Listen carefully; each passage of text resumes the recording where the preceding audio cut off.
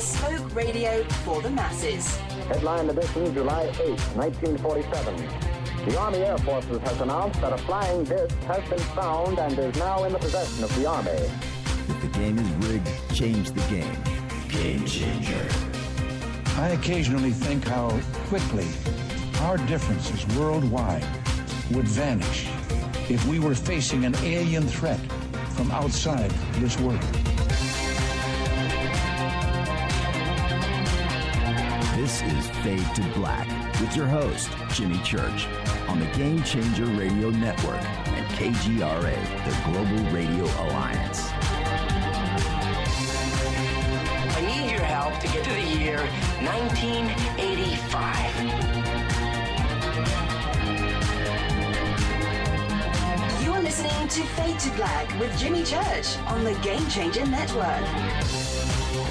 Good evening, everybody. It's Monday.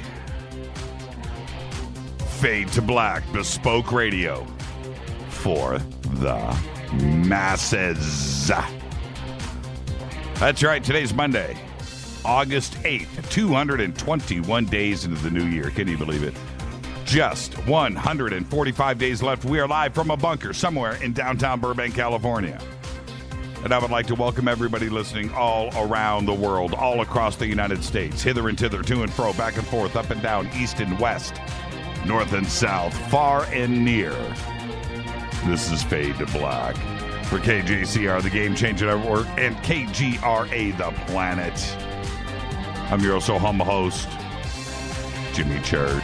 What is cracking, everybody? Tonight, kicking off a brand new week. We have a very special guest with us tonight. Len Kasten is going to be here. We're going to be talking about Project Planet Serpo. Been waiting for this show for a long time, and Len is the guy to speak about this. He will also be at the Awareness Life Expo later on this week. So will we. Tomorrow night, Richard Dolan is going to be here, and so is Brett Lauder.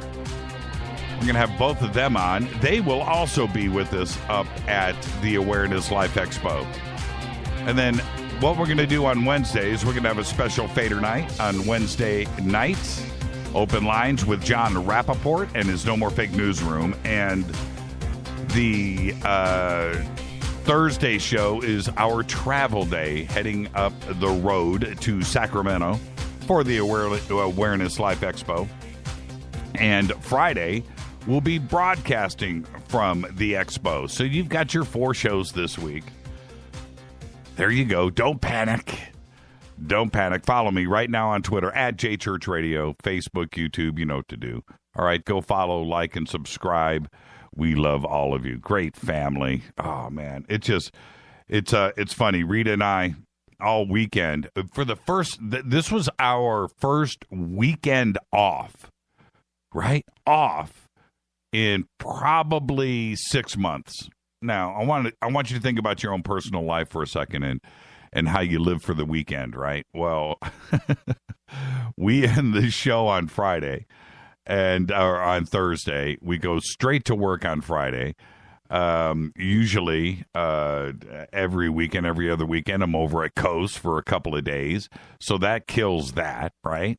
And then we hit the ground running on Monday. And then if we're not over at Coast, we're doing a conference somewhere. And if we're not doing a conference somewhere, we're taping the TV show. You know, but this is the first weekend off where we got everything done. We were ready to go. And I got to tell you, it was one of the most exhausting weekends I've had in a long time because Rita said, let's go shopping, which we never do, right? We never head out. So we went out all weekend and ate and shopped and out of the house, and it was just, man, you know. But this is what's funny: we had withdrawals.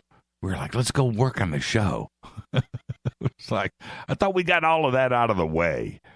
But we watched the Olympics. We actually, let me tell you one thing that we did do. Finally, we binged on Stranger Things.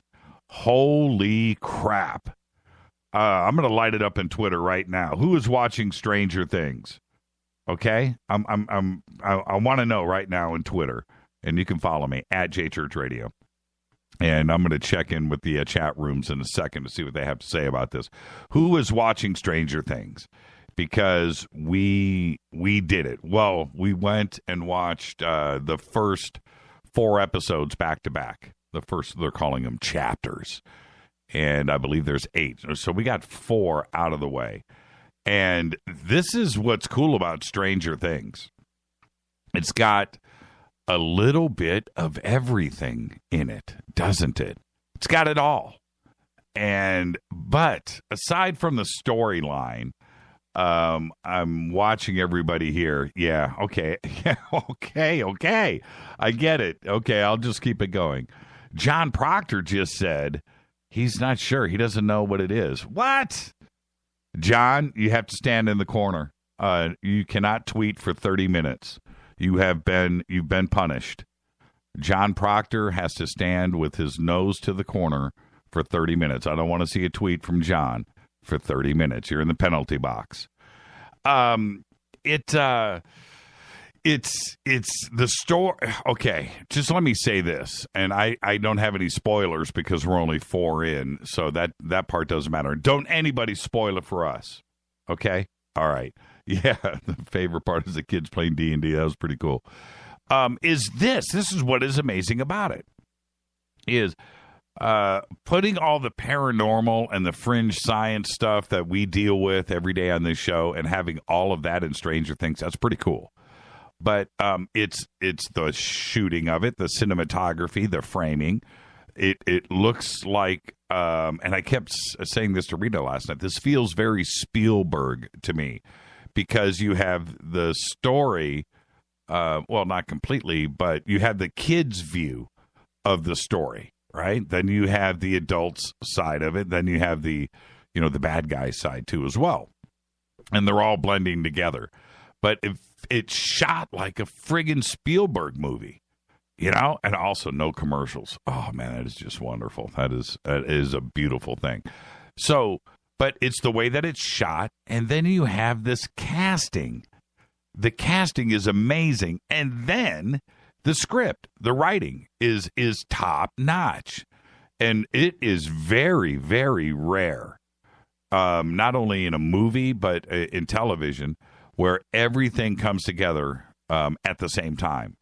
And that's what this is. It is brilliant. Man. Really enjoying Stranger Things. So finally, we had the time this weekend to start to get caught up on things, and Stranger Things was on the list, and we did it. And it's better than what I thought. I knew it was going to be good. I knew it was going to be good. But this is taking things to a whole nother level. It's just quality on all fronts. So really good. The Duffer Brothers, man. Okay. And the soundtrack. How about the soundtrack, right? They nailed the cars. They nailed the clothes. They nailed the imaging, because it all takes place in the early 80s. So we get all of that too. It's in Indiana. That's pretty trippy. But yeah, everything clicks on Stranger Things, and I highly recommend it. Everybody recommended it to me and has been recommending it to each other, and I get it now. I get it. And okay, we almost missed that boat, but we got caught up this weekend. You can email throughout the show, Jimmy@JimmyChurchRadio.com. The sandbox is #F2B. Come and hang out with us. It is a great place to be, is the Twitterverse, live, interactive on the show. And, of course, we have all of our chat rooms, too, over at KGRA and Spreaker. There's a couple of other ones out there, but I just don't visit them during the show. Okay. All right. Let's see. Where are we? CCCP Publishing is our newest sponsor here at Fade to Black. And the Fade or Not special right now, go click on the banner. Order Future Esoteric by Brad Olson. We got a Brad Olson announcement coming up here in a bit. Brad Olson for $12.97. You're going to get a second book thrown in the box. That's 2 for 1 right now. Just use the promo code Jimmy. Life Change Tea. GetTheTea.com. That's the website. Go to JimmyChurchRadio.com. Click on the banner. Use the promo code Jimmy. You're going to get free shipping on your order. Just use Jimmy either over the phone or online. You're going to get yourself some free shipping. Me, go to the specials page And Ronnie's always got good stuff going on over there. Also, Studio Dome. Their true wireless stereo technology is in a stereo package in a hard shell case, 2 SB-B2 speakers, and power for just $129. Just go right now. Use the promo code JCRTWS. That is 60% off the normal price of $399. And, of course, you're going to get free shipping with that, too, as well. At the Awareness Life Expo, which is coming up this weekend in Sacramento, California, we're going to be giving away, courtesy of Studio Dome, a stereo package. We're going to be giving away that up there. So you are going to want to attend the Awareness Life Expo, Crown Plaza Hotel, this week, August 12th, 13th, and 14th. Richard Dolan just added Brad Olson is going to be there. Victor Camacho, Patty Greer, Holly Cook, Len Kasten, Ruben Uriarte, Brett Lauder, and Chad Meek, amongst others, too. There's a lot of speakers, panels, workshops. We're going to be broadcasting there live Friday night, and also we're going to do the Fade to Black UFO panel on Saturday, and you're going to need the gold package to attend the Mixer and the Fade to Black broadcast. So, and that gold package includes a weekend pass, the Mixers, unlimited workshops, and lunch Saturday and Sunday. Oh, by the way, I just went over the menu for the food on Saturday and Sunday. Oh, it's going to be a good weekend. And we're going to have, for everybody, check this out. We're going to have a red carpet photo area for everybody to come up and take pictures. And that's going to be really, really, really cool. We are breaking out a bunch of new Fade to Black T-shirts. We've got a bunch of new designs. I think we have a total of 4. And I think we've got women's tank tops, women's shirts for the first time for the women's out there, and some other stuff. So we are going full out for this. We're going to have a great time. Come and hang out with us at the Awareness Life Expo. And all you got to do is just go over to jimmychurchradio.com and click on the banner on the right-hand side. All right. I cannot wait. It's going to be a great time. And we're going to hit the road. We're going to be at the airport first thing. So we're going to be up there through its entirety. And also, I'm going to say this. Sunday night, you're going to be, when you get, you're going to be hanging out. Sunday night, you want to stay close to Rita because that'll be the closing ceremonies. And wherever Rita is, that's the action. And you're going to want to be there Sunday night. All right, let's get this show cracking. All right, today, The Edge from U2 is 55 years old. He's one of the coolest dudes I've ever met, and I really mean that. One night, I took a friend of mine to go see U2. We went backstage, and we hung out. We were with U2 until, my memory says, 4 o'clock in the morning, like 4 a.m. Backstage, and having a good time with them. But the guy that I took, Billy, he wore his U2 T-shirt that his mom gave him. Right, I didn't know, and the Edge is walking down the hallway, and he stops. He goes, "Dude, where'd you get that shirt?" And he goes, "My mom gave it to me, man." And he goes, "We only printed up 200 of those, and the place that we were playing burnt to the ground, and all of the shirts got burnt up too, man. That's a rare shirt." And he just stopped and just wanted to talk to my friend Billy forever about his shirt, about his mom, how she got it. She was there. There was this. And he goes, "Man, I only know of one, and I've got it. And I wore it on Saturday Night Live." Well, anyway, I'm just saying, the Edge is just a really cool dude. And for him to just stop and talk to Billy for about 30 minutes, I wanted to split and go do other things. And these two guys are wrapped up in conversation forever. But the Edge, very cool dude. Happy birthday. Today he's 55. Dustin Hoffman today is 79. Scott Stapp is 43. Yeah, I did it. I said it. Scott Stapp, 43 today. And yeah, man, those first 2 Creed albums were great. I don't care what anybody says. They were good, man. It's a guilty pleasure. But they're hard to listen to today, aren't they? Now that you know what a dick Scott Stapp turned out to be.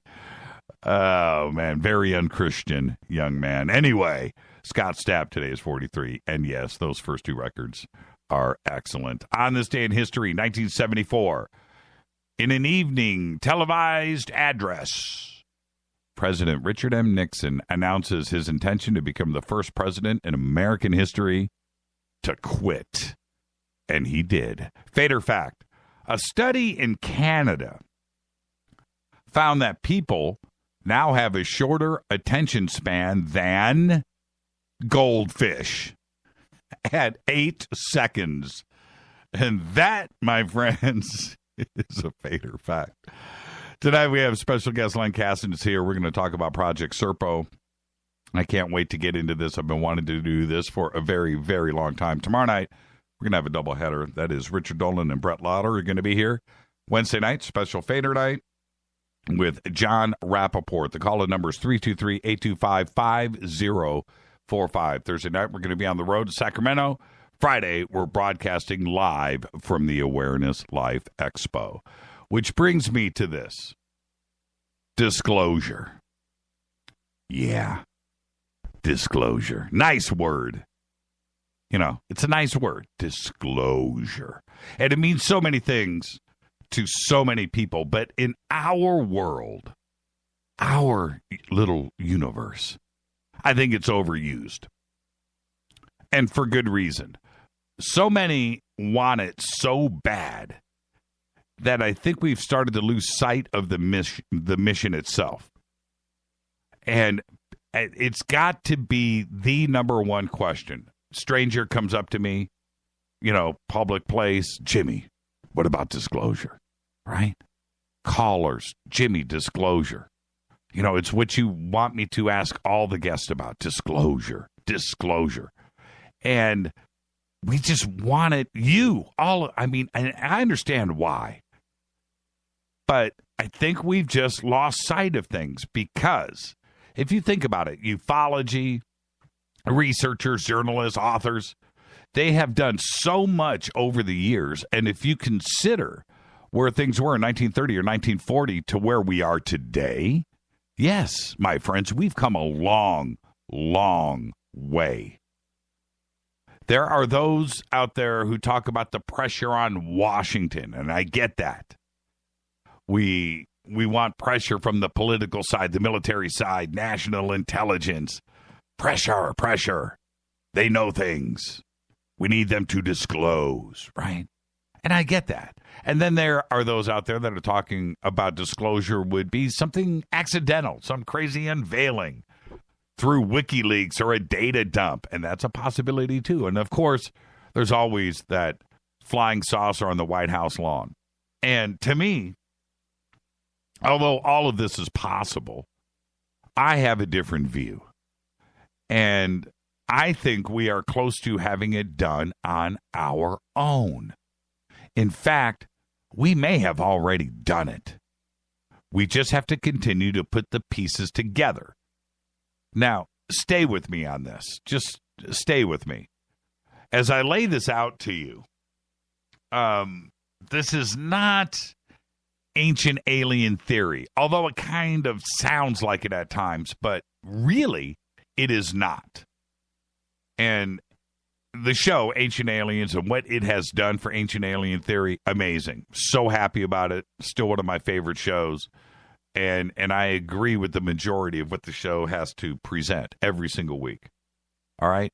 But we have so many discoveries going on right now at the same time around the world. It is a constant influx of information that we have right now. But the research behind most of it, if not all of it, is flawed completely. And there are reasons for that, because I think that the majority of archaeologists and historians and so forth, they look at things like that are discovered mainly as art, for one.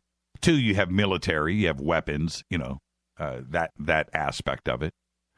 But what they do with presenting all of this information as they uncover it, that even if it's the most brilliant thing that they've ever seen, they still insist that it was done by Stone Age man, and that man was too dumb and stupid to mean anything by it other than, what it is. Right? And that's the flaw. Not the ancient alien theory side of it. Aliens did this and aliens did that. That's not what I'm talking about here. Although I agree with that all of that is a possibility. But no, I'm going deeper. I'm going much, much deeper. Because if we look at the evidence around the world, and I made out a list, okay, to kind of introduce you to this thought. Because when you go down the list, it sounds like a lot of it is ancient alien. But you have to take away this list, and this is where things get flawed. Take away this list and separate it from E.T. And listen to me. I'm not suggesting that there wasn't an ancient alien connection. What I am suggesting is that this list itself is connected. Let me finish. We have so many things in front of us that we don't understand. I mean, at all. And first and foremost is ancient Egypt. We don't understand anything. And I'm sorry to all of the great archaeologists and researchers that have come before and that are working out there now. They just, no, it is completely flawed. Okay, they're looking at it as art. They're not trying to connect the dots. Okay, trying to figure out something else here. And then, of course, you have the Sumerian culture, and you have ancient Mesopotamia. And that, again, the connections not only to ancient Egypt, but to the rest of the world, not in an ET context, but in an older civilization type of context. And that's where I'm going with this. You have the Lascaux cave paintings in France. And you have, stuff in Indonesia, and I'll get to that in a second. But there are cave paintings all around the world that are really, really, really old. And the intelligence that is there, and let me give you a modern-day context to it. We have cave painting that goes on every single day, all over the place. Yeah, think about it. It goes on right now. You have all of the urban artwork in every city in the world, right? We go up and paint on a wall. Some of the best art, too, in the world. Banksy, right? It's cave painting. Of course it is. It's the same exact thing. You don't have to paint on a canvas, do you? So we have that. And, of course, there's Göbekli Tepe. And Göbekli Tepe makes the list not because of ancient aliens. It makes the list because it's 12,000 years old, 10,000 BCE. And talking about the Sumerians in Mesopotamia, we have the Anunnaki.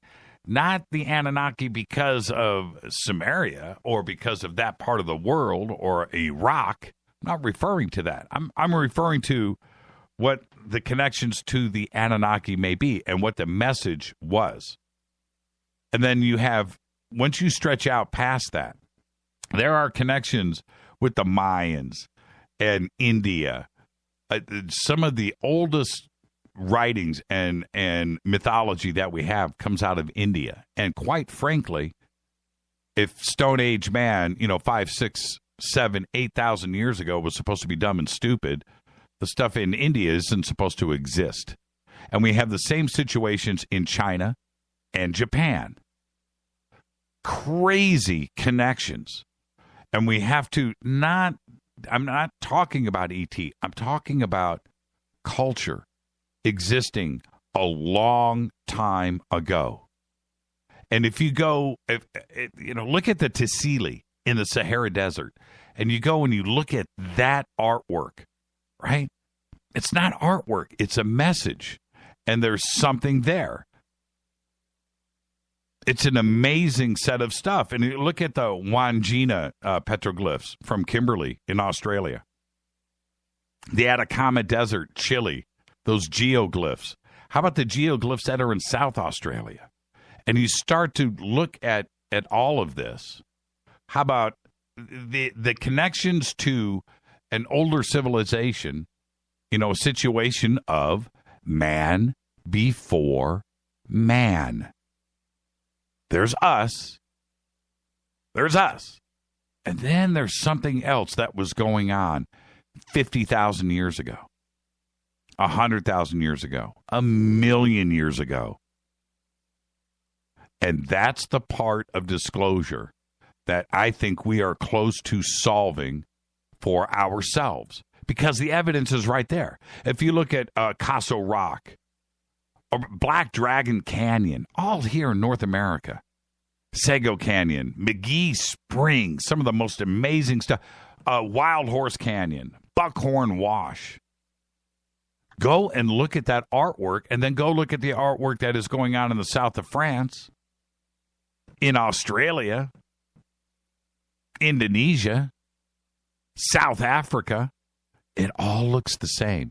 And there is a message that is going on there. And the evidence is right there. And we need to start to look at it with another set of eyes. At intelligence. Intelligence was making those paintings. Not somebody with a stone axe. Some flint knife. No, there's something else going on. And trying to say that, Stone Age man and was intelligent 250,000 years ago, man. He had flint knives, man. He had flint knives. He was smart. No, you totally missing the point. If we take a look at the things that are in Canada, in Hawaii, in Australia, South and Central America, South Africa, North Africa, there's something there. South Africa, Adam's calendar has not been explained away. Nobody's researched it. And then you've got things like Karahuj in Armenia. And the evidence is right there. Now, we need to start to look. What is the message? Was it a message that where they came from? Everything points to stars and star systems and solar systems and yes, of course, helmets and hats, but what it is, and this is what needs to be researched, is that's intelligence. These are people that were probably not only as smart as we are today, same brain, smarter. Smarter. Is it ancient alien? No, it's not. They only overlap. I'm talking about civilization seriously existing like we have it today a long time ago. And that's the part that we are figuring out for ourselves. And I love every minute of it. This is Fade to Black. I'm your host, Jimmy Church. Tonight, Len Kasten is with us. You can follow me on Twitter at JChurchRadio. That's what you want to do. Email is jimmy@jimmychurchradio.com.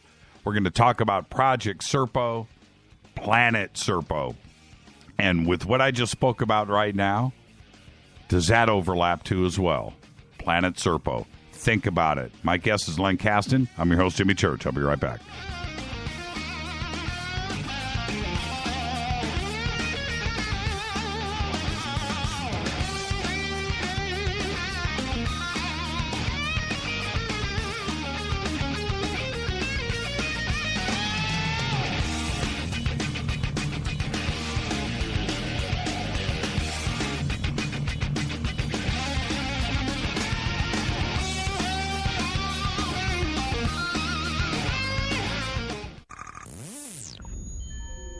You're listening to Jimmy Church, Fade to Black. Fade to Black will now pause for alien identification. The station that talks the net. KGRA Radio. What's up, revolutionaries? It's me, Jimmy Church. Do you have an IRS or state tax issue? Well, I did, and I called national tax experts. My problems were fixed, done, fini, and man, I got to tell you, it was a relief. National Tax Experts are a recognized tax office that services clients in all 50 states. It doesn't matter where you live. Give them a call. I'm telling you, they take the time to understand each and every client's individual financial status as well as their financial goals. And that's exactly what you need, my brother, when you're taking on the evil 3-letter. So, seriously, give them a call today at 1-877-909-5444.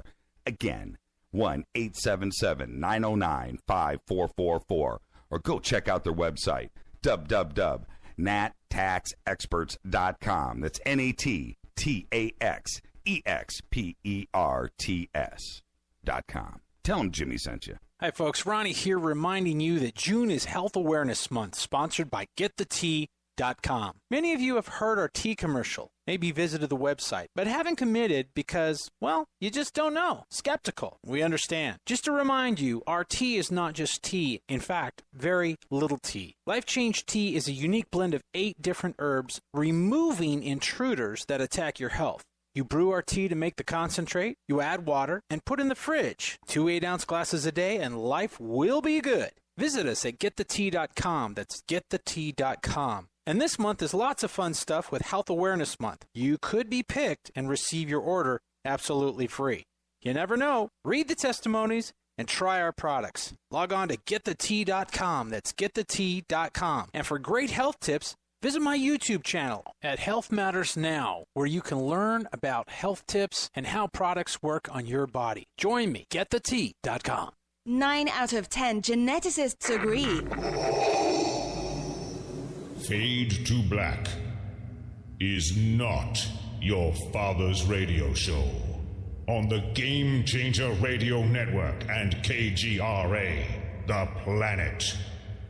Hi, this is Chase Kletsky with Fate Magazine Radio, and you're listening to Jimmy Church and Fade to Black on the Game Changer Network and the KGRA digital broadcast station, where the Fader-Knots rock. Hi, this is Rob Reiner from Anvil, and you're listening to JimmyChurchRadio.com. What's up? I'm Chris. What up? This is Combat, and you're listening to Jimmy Church Radio.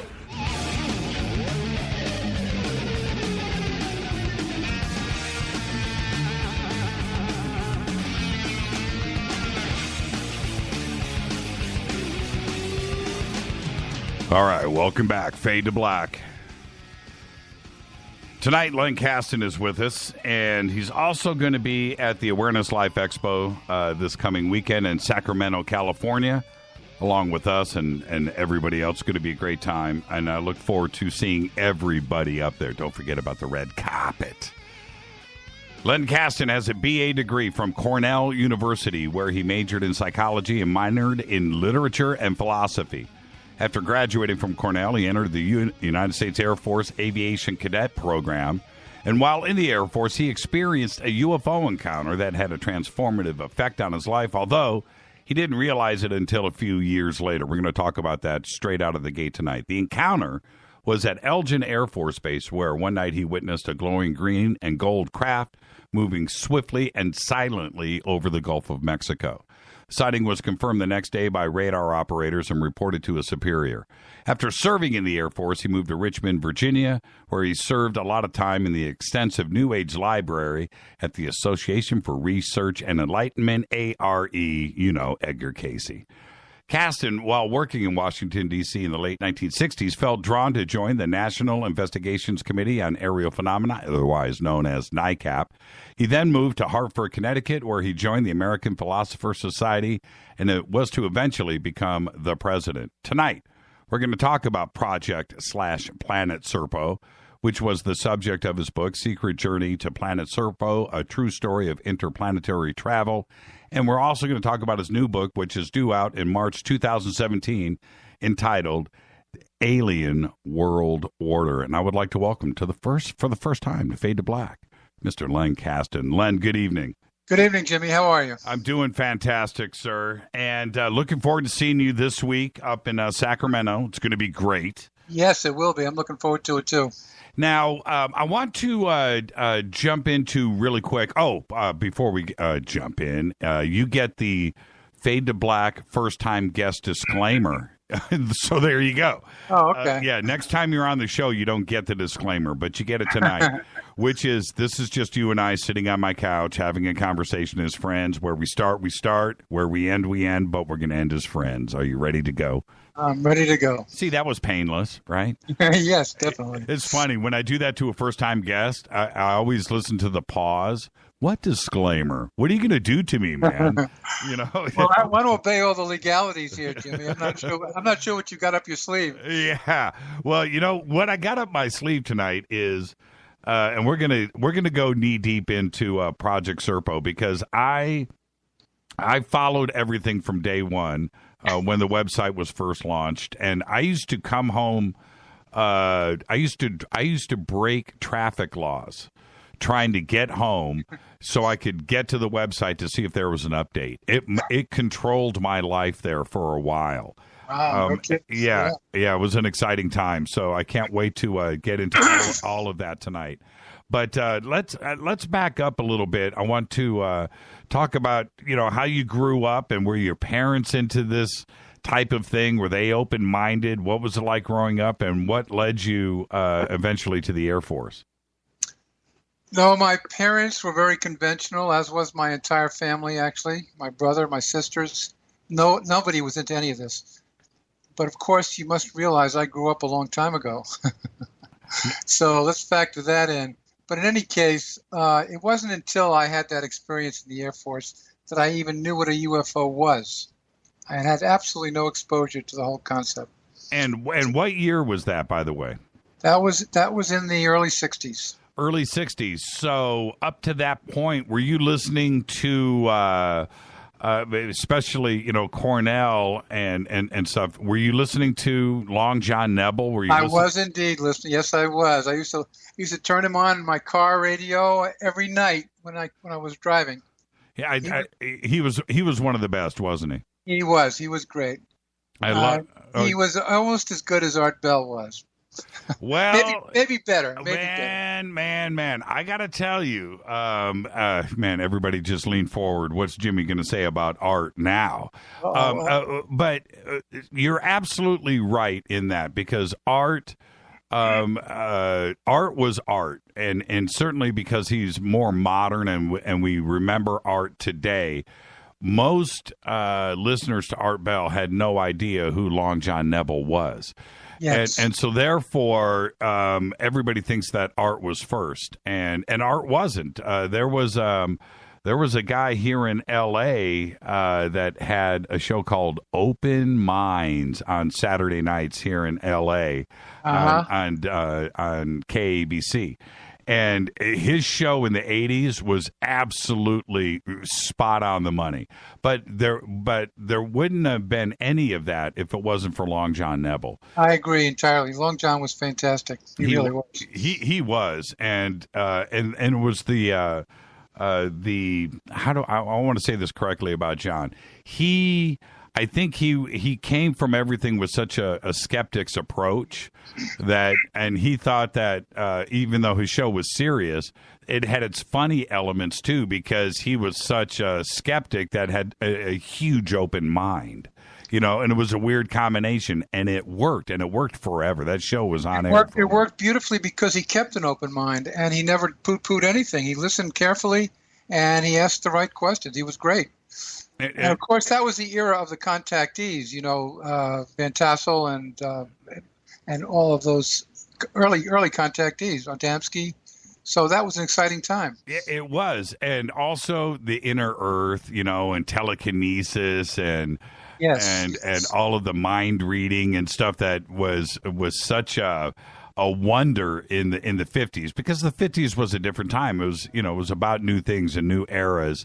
And so they were able to just put all of these subjects on the table, and it was fascinating to listen to. How I want to say that almost a childlike look into things, because now today we have video and we have evidence and we have research into all areas of the paranormal. But back then they were going into it blind, and they did it with eyes of wonder, and it was great radio.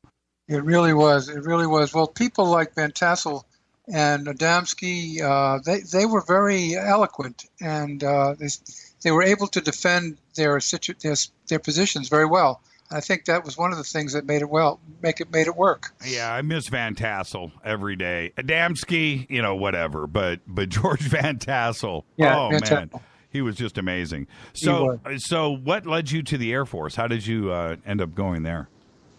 Well, after I graduated from Cornell, I just felt the urge to be a pilot for some strange reason. I don't know why.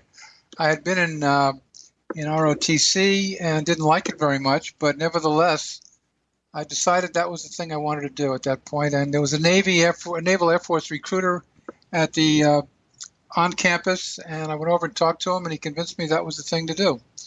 So I signed up.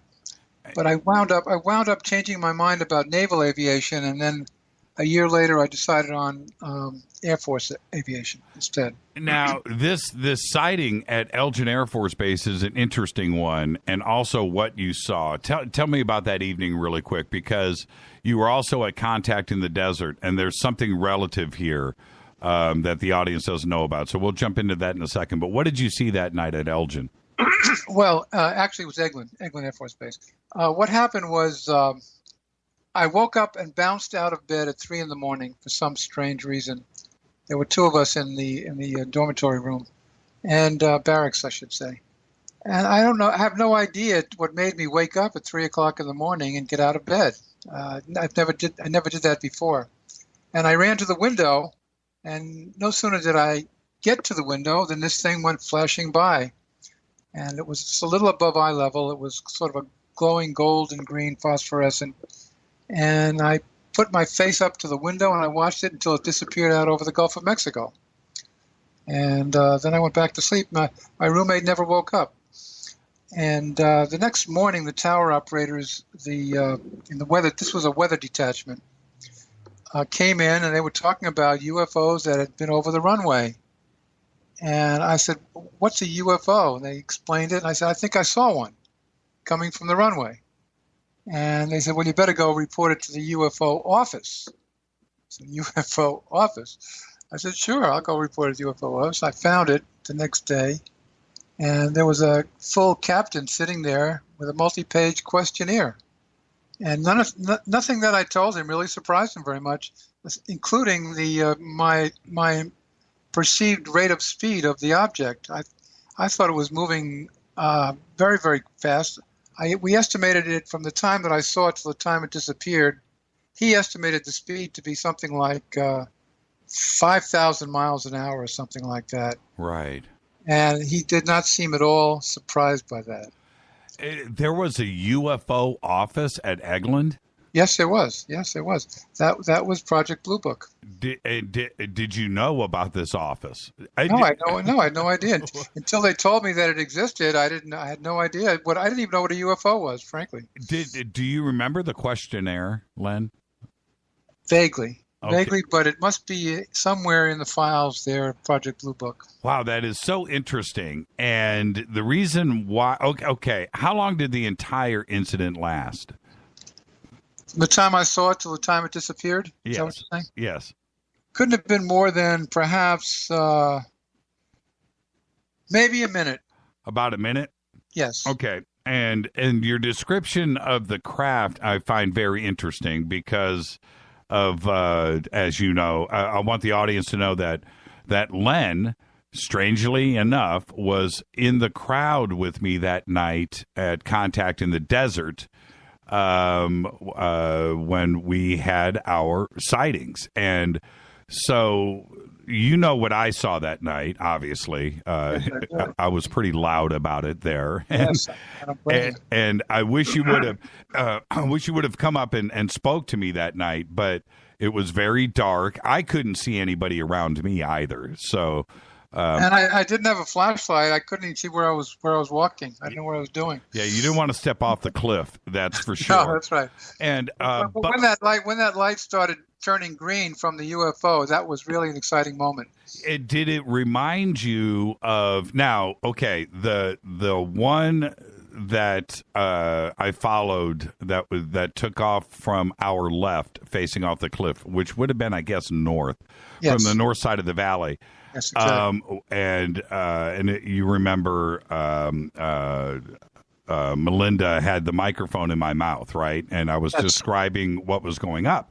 Yes. So you saw that one? I did see that one. There was more than one. There was more than one, but I want to kind of focus on this because my eyeballs were on that, and I know what I saw, right? Yeah, exactly. And it sounds so similar to what you saw at Eglin.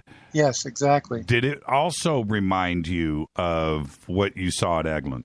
It did indeed, and it was thrilling, really, to see that it was actually communicating with us again. I was really astounded. The shape of the craft, the one that I saw, which I've described so many times on this show and on Coast, was a green metallic ball. That's what I saw with my naked eye. Then when I looked at it in night vision, it was brighter because it was night vision. But what I saw was a green glowing chrome ball, right? Which extraordinary. Is that what you would describe what you saw over Eglin? It was hard for me to determine the configuration, what it looked like, because the phosphorescent colors were so bright that really all I saw were the colors. It was a green and gold combination, phosphorescence. But, what we saw that night also was green, so there was that similarity. Were you surprised, or were you just like, yeah, I've seen this before? I didn't expect to see anything that night. I was really astounded that we did get it. It did respond. Yeah. Yeah. Really. It's still it messes with my head, and I have an open mind, and I truly didn't expect to see anything either, but to have it, so on demand for everybody there, and it was definitely a show, was pretty impressive. I still have a problem, trying to put it all together in my head because it was integrating it, right? Yeah, it was real. That's the thing. It wasn't imaginary. This wasn't a movie. It was an event that was happening right there. And now you were able to see through the night vision goggles that it was indeed globular shaped. It was circle. Yeah, it was round, and also the lasers that were being shot at it. When the lasers would cross it, right, which was rare because it was miles away. Yeah. But when they actually did zero in and kind of blip over it, I could see it glitter across the surface of it, like it was chrome, like it was a mirror. Wow. And that part was, that was blowing my mind because I could see it. And then eventually, as it got up into the atmosphere, it was too far away for the lasers to touch. But when it was still a couple of miles away, as I was looking at it through night vision, it was obviously very, very large. That's the thing. This wasn't something that was a couple of feet across. If it was, 3 miles away, it must have been, 100 feet in diameter, I'm guessing. And to watch the lasers go across it at that point, I could see the structure of the craft.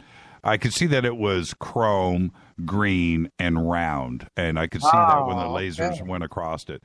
Yeah, it was pretty impressive. So, what size would you say it was? I've debated in my own mind, but that was definitely 2 miles away, right? 3 miles away, and probably, yeah. Yeah, and for me to see the shape of it, I've got to say it was 100 feet around, maybe 200 feet if I was going to Wow, that is rather large. Yeah. And it was the speed, too. You said 5,000 miles an hour with the Eglin sighting. And for me, for that thing to travel up into the atmosphere and then just shoot off into the stars in 3, 4, 5 minutes like that, Right. It had to have been going in the thousands of miles an hour. Yeah, exactly. And Eglin is right on the Gulf of Mexico, so I could watch it disappear out over the Gulf of Mexico for quite a long distance, and I could still think it was continuing that speed of about 5,000 miles an hour, somewhere in that range. Yeah, that's my guess too, because I was watching the stars, because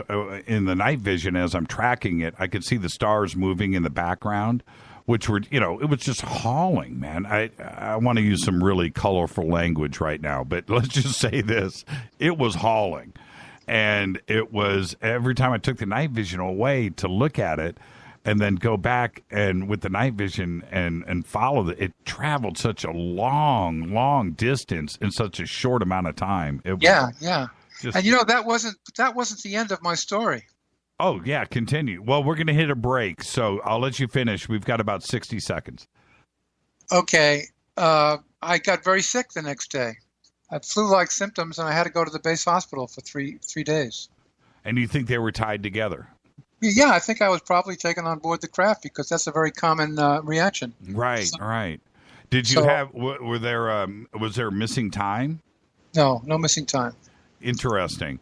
And at the end, when you said it went out over the Gulf, did it go up into the stars?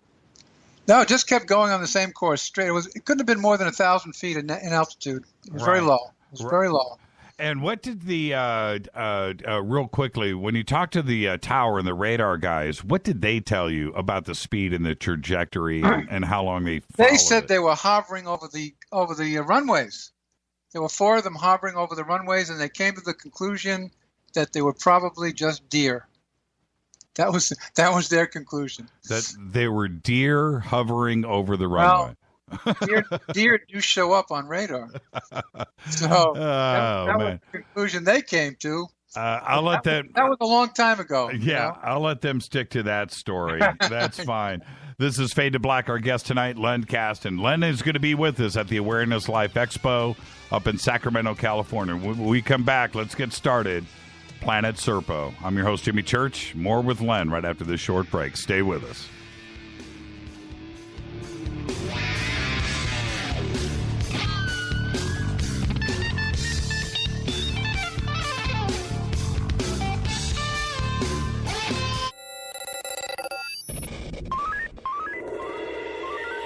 Way out here, we listen to Jimmy Church. You're listening to Fade to Black. Always on the edge of the hottest alternative talk. Jimmy Church with Fade to Black. KGRARadio.com. ¿Qué tal, mis amigos? Yo soy Mario Carson, el tiburón, y los invito para que escuchen a mi buen amigo Jimmy Church Radio. ¡Claro que sí! Foodforliberty.com sells high-quality, storable foods from Numana. And right now, take advantage of our summer special. Purchase 2 family packs and we'll send you a Pro Pure Water Pitcher, a $70 value, free. This premium pitcher is ideal for use with just about any water source and removes more contaminants than other brands. And it comes with a filter that lasts up to 2 full years. Whether you need to be prepared in the event of an emergency or an outdoor sports enthusiast, Numana is known for high-quality, great-tasting, GMO-free, super nutritious food with no chemical preservatives. And with a 25-year shelf life, you can't beat the feeling of being food secure when you need it most. Go to foodforliberty.com right now for great-tasting, high-quality, storable foods from Numana. Buy 2 family packs and get the Pro Pure Water Pitcher free. It makes good sense to be prepared. Get it at foodforliberty.com. Did you ever turn to your radio for your favorite talk show to find that it's been preempted for this? In the air, to deep right center. Back goes Lewis to the wall, and it's out of here! Or this? And I'm ashamed of you, Hillary, for voting for it. Do you have a favorite talk radio program that's not available in your city? Just go to TalkStreamLive.com for links to the best streaming talk radio shows. At TalkStream Live, you will find live talk shows 24 hours a day, 7 days a week. All your favorites are here. With such a large selection, you will also discover some new favorites. On the go and still want to listen? With a mobile smartphone, simply type TalkStream Live on your internet browser. Now you can take internet radio with you. You will also find hundreds of music, news, and sports streams. Best of all, the TalkStream Live directory is free and there's never a login required. Remember TalkStreamLive.com, the fastest route between you and your favorite talk radio show. You are listening to Fade to Black with Jimmy Church on the Game Changer Network. Oi, oi, I'm Reese Evans. You're listening to Jimmy Church. This is Revolution. The revolution will not be televised. The revolution is on radio. Ciao.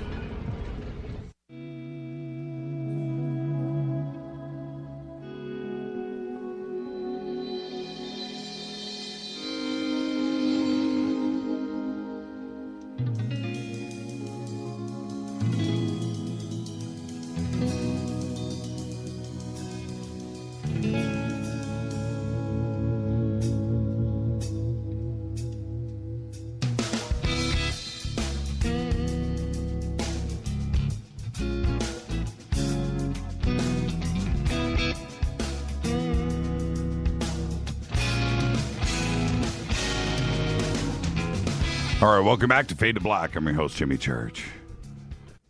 That's right. On the Game Changer Network and KGRA, The Planet. Our guest tonight, Len Kasten.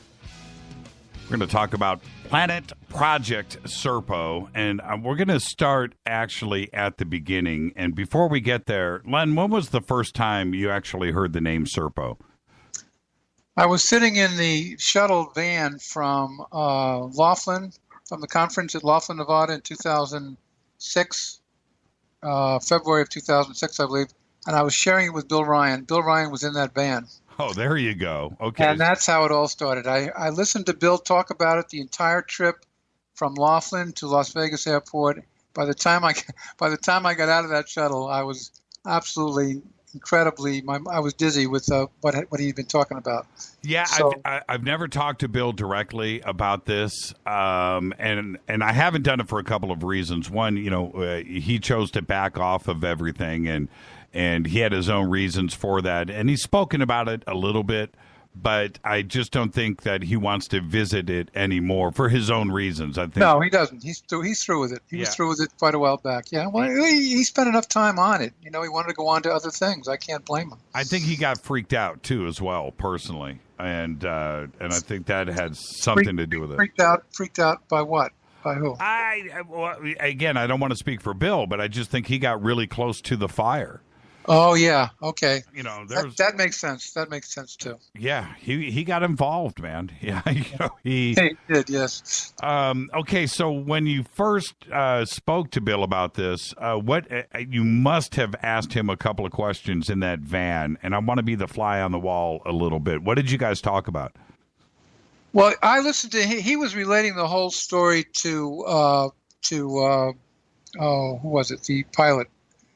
And I was listening to the entire conversation. I didn't even ask him any questions. I was the fly on the wall, essentially. Oh, I got you. While he spoke with, who I'm thinking about. I just can't think of his name right now. Okay. He's from. You mean John Florida. Lear? John Lear?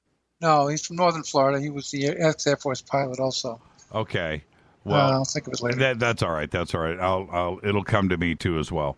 So, okay, so you went straight to serpo.org? I did when I got back home, yes, and then got into it big time after that.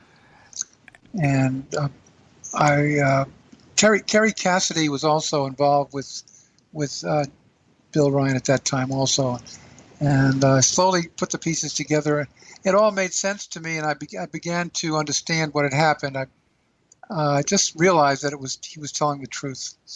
And okay, this is what I find strange is that we have a large audience here, okay, and it surprises me even today when I see and my email lights up every time I mention Serpo, where people will come back and go, "I've never heard of it. What's Serpo?"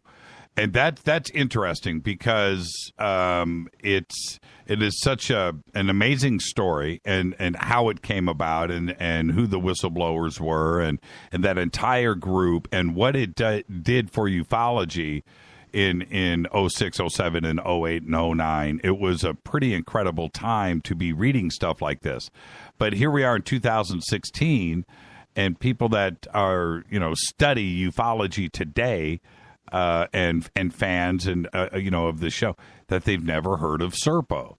And it goes all the way back not only to 1947, but even before that too as well. The story is an incredible story. Well, what's even more remarkable is the fact that everyone should have remembered at that point Close Encounters of the Third Kind, that final scene, and put the two together. Yeah, because that was in 1977. So that was a 23 years earlier. Yeah, and do you think that Spielberg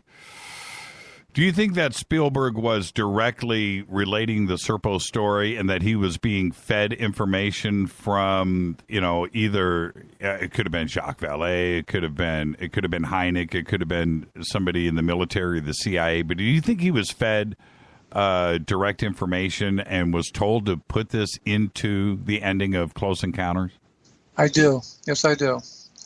Especially since we now know that one of the crew members who is now being called Mr. Hero. You've read that new update, have you? Yes. He was alive at that point, and not only was he alive, but he met with the Pope. And in 1978.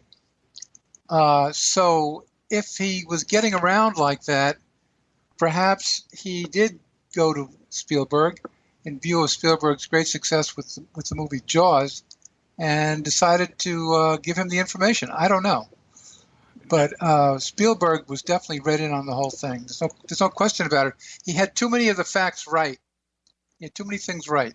Yeah, the number of pilots or astronauts or victims, whatever you want to call it. Yeah, right. Well, at that time, he thought there were two women involved.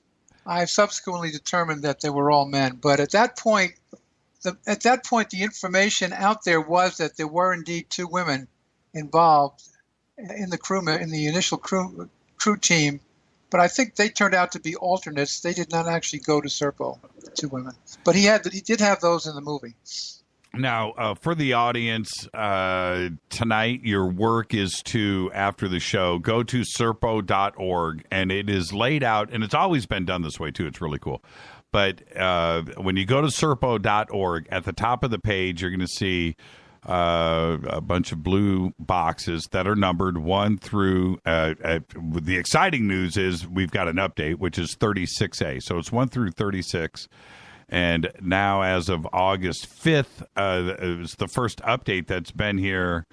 My goodness, since when? How many years is it? I don't know. It's got to be at least 7 or 8 years. Yeah, it's been a while since we've had a real update, and that just happened on August 5th. So, but what you want to do is just click on number 1.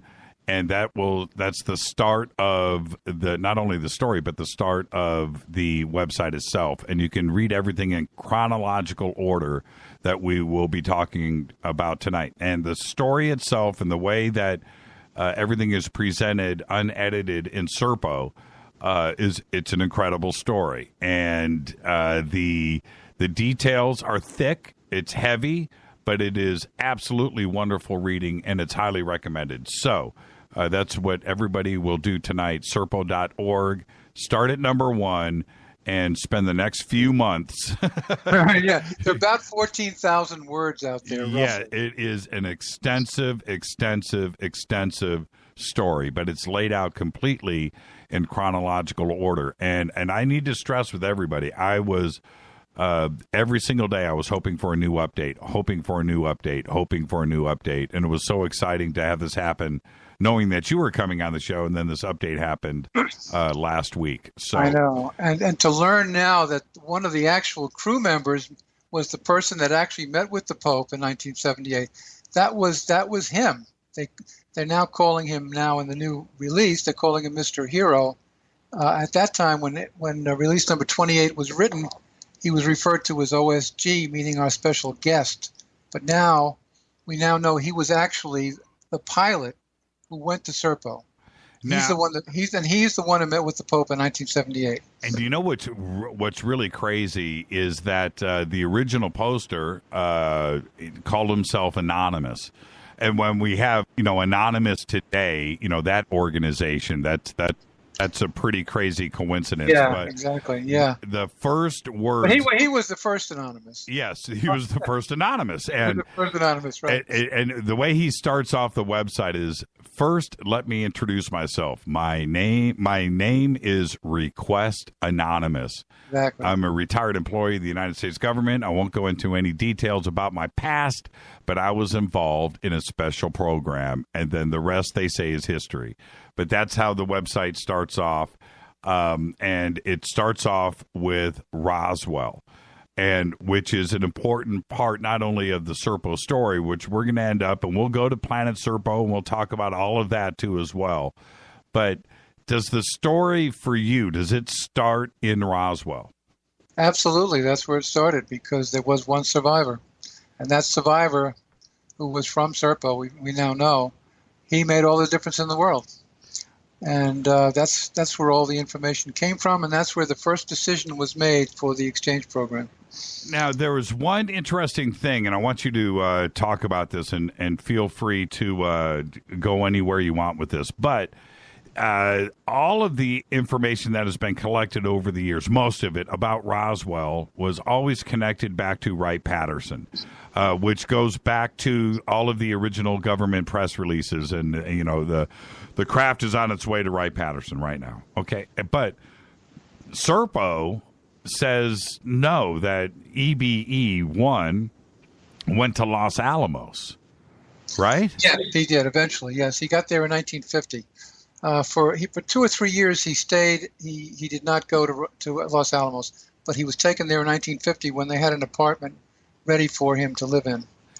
And what about the rest of the debris and the technology? Because also some of that went to Los Alamos instead of going to Wright-Pat, correct? Yes, it did. It did. What went to Los Alamos? Pretty much everything ended up there. Some of it did go to Wright-Patterson originally, as we learned from the story of Jesse Marcel. But then it was all taken to Los Alamos. And by that time, they had an apartment ready for EB number 1, and he shared his apartment with an American who became very good friends, actually. Do we know who that American was? Let's see. Well, and let me ask you about DIA-6. Do you know who his identity is? No, DIA-6 refers to the number 6. There were 6 of them involved in the program, involved in the release of the information. They were a team. They referred to as the DIA-6. Okay, but Anonymous was one of the DIA-6. Were you ever able to get to the identities of any of them? No. Yeah.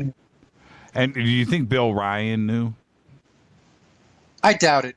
I don't think this was highly compartmentalized. It was extremely, very, very secret. It was top secret code word. And unless you knew that code word, you didn't get into it. And so at that time, obviously, we didn't know what Planet Serpo was. And there was some communication equipment that was eventually figured out. Take me through that, and how did they end up identifying Planet Serpo?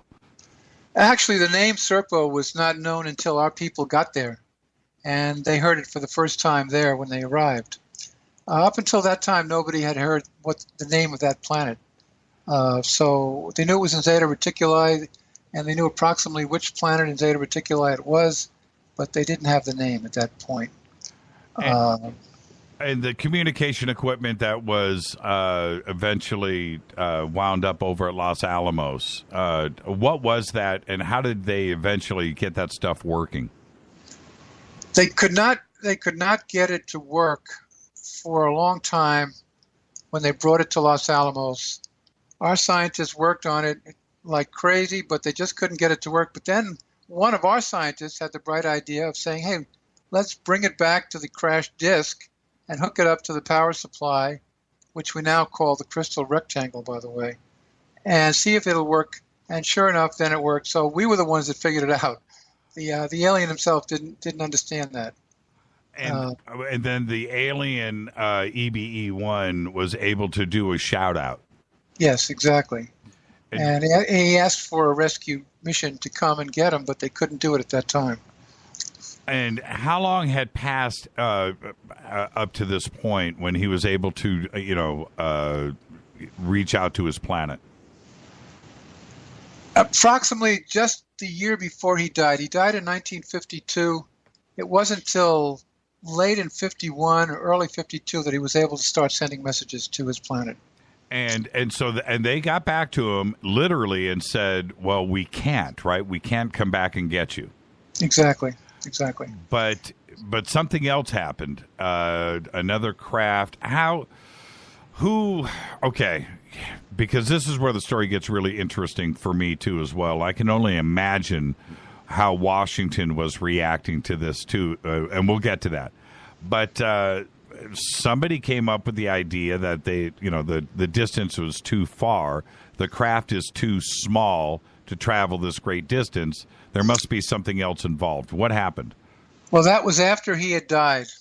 Our people at Los Alamos finally put two and two together and said, wait a minute, if these small craft, by the way, there were two of them at Roswell, there wasn't one. They actually collided. These are too small for such vast interstellar travel. There must be a mothership somewhere in orbit around our planet. And after learning how to communicate with that planet, and they achieved a rough ability to communicate in English, finally, we asked them, don't you have another craft you can send down here? And they said yes. And that was the craft that landed at Kingman, Arizona in 1953. And that was given to us as a gift. They gave that to us as a gift in order for us to reverse engineer it. And it was taken to the Nevada test site. And the 4 aliens on board that craft were also taken to Los Alamos, and they lived there for a while. And they were hostile, weren't they? They were hostile. They didn't want to cooperate at all. And what I found strange and interesting about that part of Serpo is that they were sent here, but they were hostile witnesses. They didn't want to. I mean, why send them here? And the reason why I say that's interesting is if the story is just an elaborate, fictional tale, then why make them hostile? If you're going to make them something else in a fictional story, but that's not, and that's the part that I find really interesng and intriguing about the entire story. They probably weren't very happy about what they had to do. I don't blame them. They were the crew members on that particular craft. What eventually happened to those 4? I think they came back 9 times. We had 9 different missions that came back 9 times after that. And they were taken back on one of those missions. Okay, so they eventually just returned. Maybe that's why they were hostile. Yes, probably. Yeah. Yes, exactly. Now, but one of them, you've read that part of you read that chapter in my book, correct? Yes. About the Kingman. Yes, and we can talk about Kingman. We also have to talk about Socorro, but let's get back to Kingman. Well, the craft they sent down for us to back engineer landed at Kingman, and it landed. It did not crash. And we sent a tank trailer there to get it because we knew exactly where it was coming down. And then we took the 4 aliens on board on a bus to Los Alamos.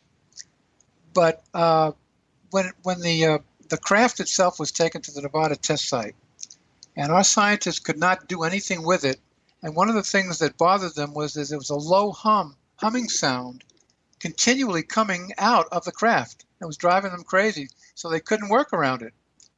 And somebody said, hey, let's just get one of those aliens over here and get them to silence the hum. And they did that. They brought all 4 of them back over to the Nevada test site where they had the craft, and he and one of our scientists went into the craft together, and when they came out, the hum was gone.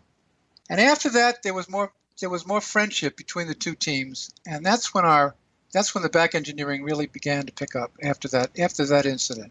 And we started to duplicate that craft. That's right. And Bill Newhouse was in, do you know about Bill Newhouse? Yep. Well, he was in the lead of building the simulator, working with that craft, which was eventually brought to Area 51. And Bill was the main guy who helped build the simulator to train our pilots in how to operate the craft. What do you think up to that point? I'm trying to think who was president at that point. It was Truman, right? Well, 51.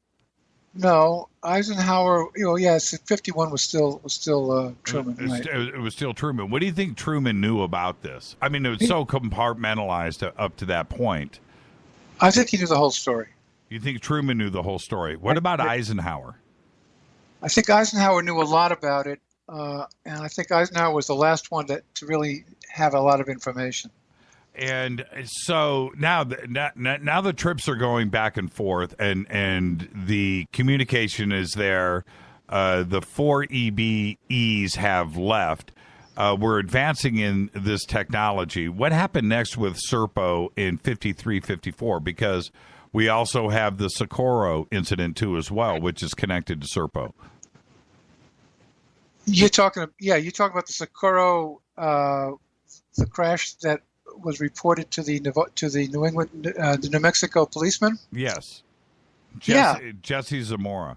Oh, that didn't happen until 1964. That way, yeah, that's what I'm saying. So that was connected too, and through that whole period, that's what I'm saying.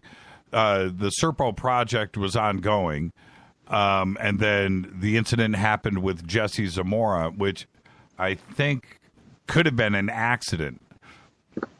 Well, Zamora was on the New Mexico State Police Force, so he responded to the call of the people that had seen the craft sitting on the ground with two entities standing out in front of it. And Zamora was looking at it, and he couldn't believe his eyes. And when they realized that they were being observed, they got back in the craft. And now that was the one that was the craft that missed the landing site. They landed in the wrong place. And eventually they got the word, and they went back to the Nevada test site. I'm sorry, to Holloman Air Force Base. But Zamora was the one who saw them before they got back in the craft and went back over to Holloman. Now, they sent two craft in 1964. One did find the landing point at Holloman. The other one got lost and wound up in Socorro. And Zamora saw the one that landed in Socorro, but then that one also got the word, and they went back to Holloman. Such an interesting story up to that point. And when was the agreement, I don't want to say signed off, but when did the agreement go into place between Serpo and us that we would actually do this exchange program? The exchange program was agreed to in principle as early as 1951, early 52, before EBE died. He died in February. I believe it was February 1952. And even at that point, even said they didn't want it to happen for 10 years. They said they wouldn't be ready for it until 1962. And that's exactly when Kennedy got the word, and Kennedy said, go ahead with it. And now everything, we're going to be heading towards a break, but a program like this takes people, it takes logistics, it takes participants. You've got to get the crew members together. There's equipment. There's everything has to be put into place. Is that why they needed 10 years? Evidently, they needed that much time on their end. I think we were rather surprised at the 10-year advance period. That we thought that was a long way to wait, but actually, we were not ready for that either. It took us about 10 years to get ready for it also. And how did they get were they volunteers, or how did they put the crew together? The crew was put together by putting ads in military newspapers, various newspapers, and they did not make it clear as to the nature of the journey. They just said that it was going to be perhaps a moon. I think they mentioned it originally as a moon trip, and they got about 500 replies to those ads, and of those 500, they got 16 people that they picked. Now, one of the decisions they had made was that everybody should be in the military, one branch or another. They didn't care which. They wanted them to have military discipline because they knew they were going to need it on this trip. But they could not fill the team of 12 strictly from the military. They eventually had to go out and recruit a couple of civilians as well. And when I was going through the Serpo stuff from day one, the obvious question comes into play. How do you keep this secret? How come nobody knows about it, and why is it being disclosed like this? It would be impossible to do that. How were they able to achieve this being so secret for so long? Well, let me give you an example of how secretive this was. You know, the first landing was in April of 1964, and we had our team of 12 sitting in a bus ready to board the alien craft at that time. And the aliens, when they arrived here, they said, no, we can't take them right now. We're just going to take our people who are dead, and that's all we're going to do right now. We'll come back in a year to pick up your team. And just to demonstrate or to illustrate how secretive they were, they took the 12 team members and they brought them to prison and kept them in prison for that year, and did not let them out of prison until the aliens returned in 1965. They went to Leavenworth, didn't they? They went to Leavenworth, that's right. And that's where they were kept. And they were not allowed to talk to any outsiders at that point. And they were ready to go, all of the equipment and everything. We're going to take a break right here. When we come back, we're going to go through, I mean, obviously, you're going to pack for a trip. So what did they have ready to go that day is an interesting list of gear. And we're going to talk about that and other things, and then we'll head out to Serpo and talk about what went on there. This is Fade to Black. I'm your host, Jimmy Church. Our guest tonight is Len Kasten. We're talking about Project Serpo, Planet Serpo, and his book, Secret Journey to Planet Serpo. Highly recommended. And then we're also going to get into his newest book, due out in March 2017, entitled Alien World Order. I'm your host, Jimmy Church. More with Len Kasten right after this break. Stay with us. Hi everybody, this is Rob Halford, the Metal Guard on JimmyChurchRadio.com. KGRA Radio. Intelligent talk.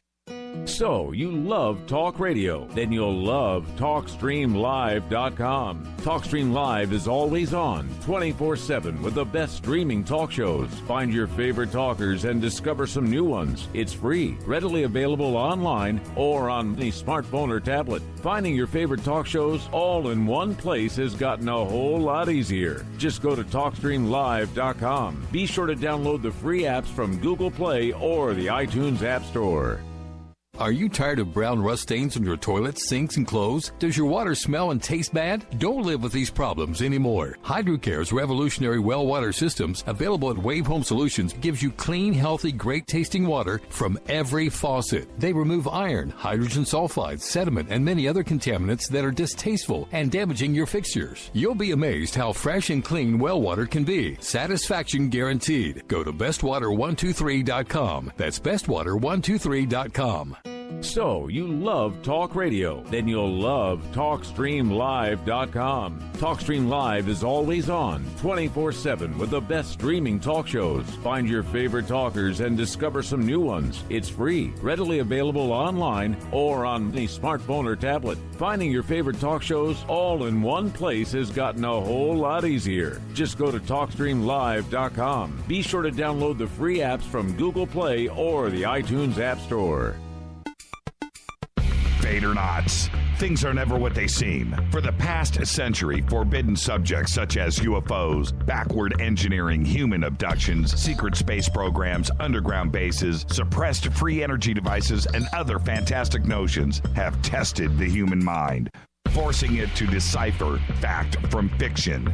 Chronicling what he calls the alternative narrative, author Brad Olson gets down to the middle of it all in his best-selling book, Future Esoteric, now released in a second edition by CCC Publishing. And now you can get Future Esoteric at a special price, plus another free book by just using the promo code Jimmy when you check out. Just click on the Future Esoteric or CCC Publishing banner at jimmychurchradio.com. Go Beckley Teppy. Did you know that when you're on the road with limited data or Wi-Fi available, you can still listen to every minute of Fade to Black by just calling 605-562-4482. No smartphone, app, or internet needed. It saves your data plan and no extra cost if you have unlimited minutes. Just call 605-562-4482. You can listen to me, Jimmy Church, on any phone, anytime, anywhere. Go Beckley Teppy.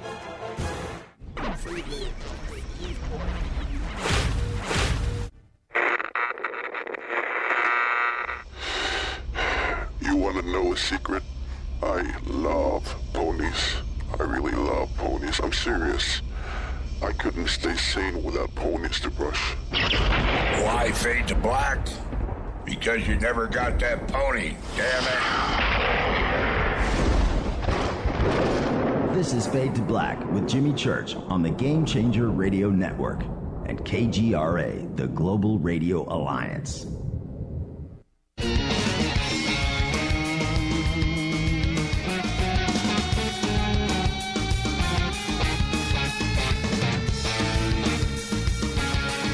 Welcome back to Fade to Black. I'm your host, Jimmy Church. You can follow me on Twitter at JChurchRadio. That's what you want to do. Use the hashtag F2B.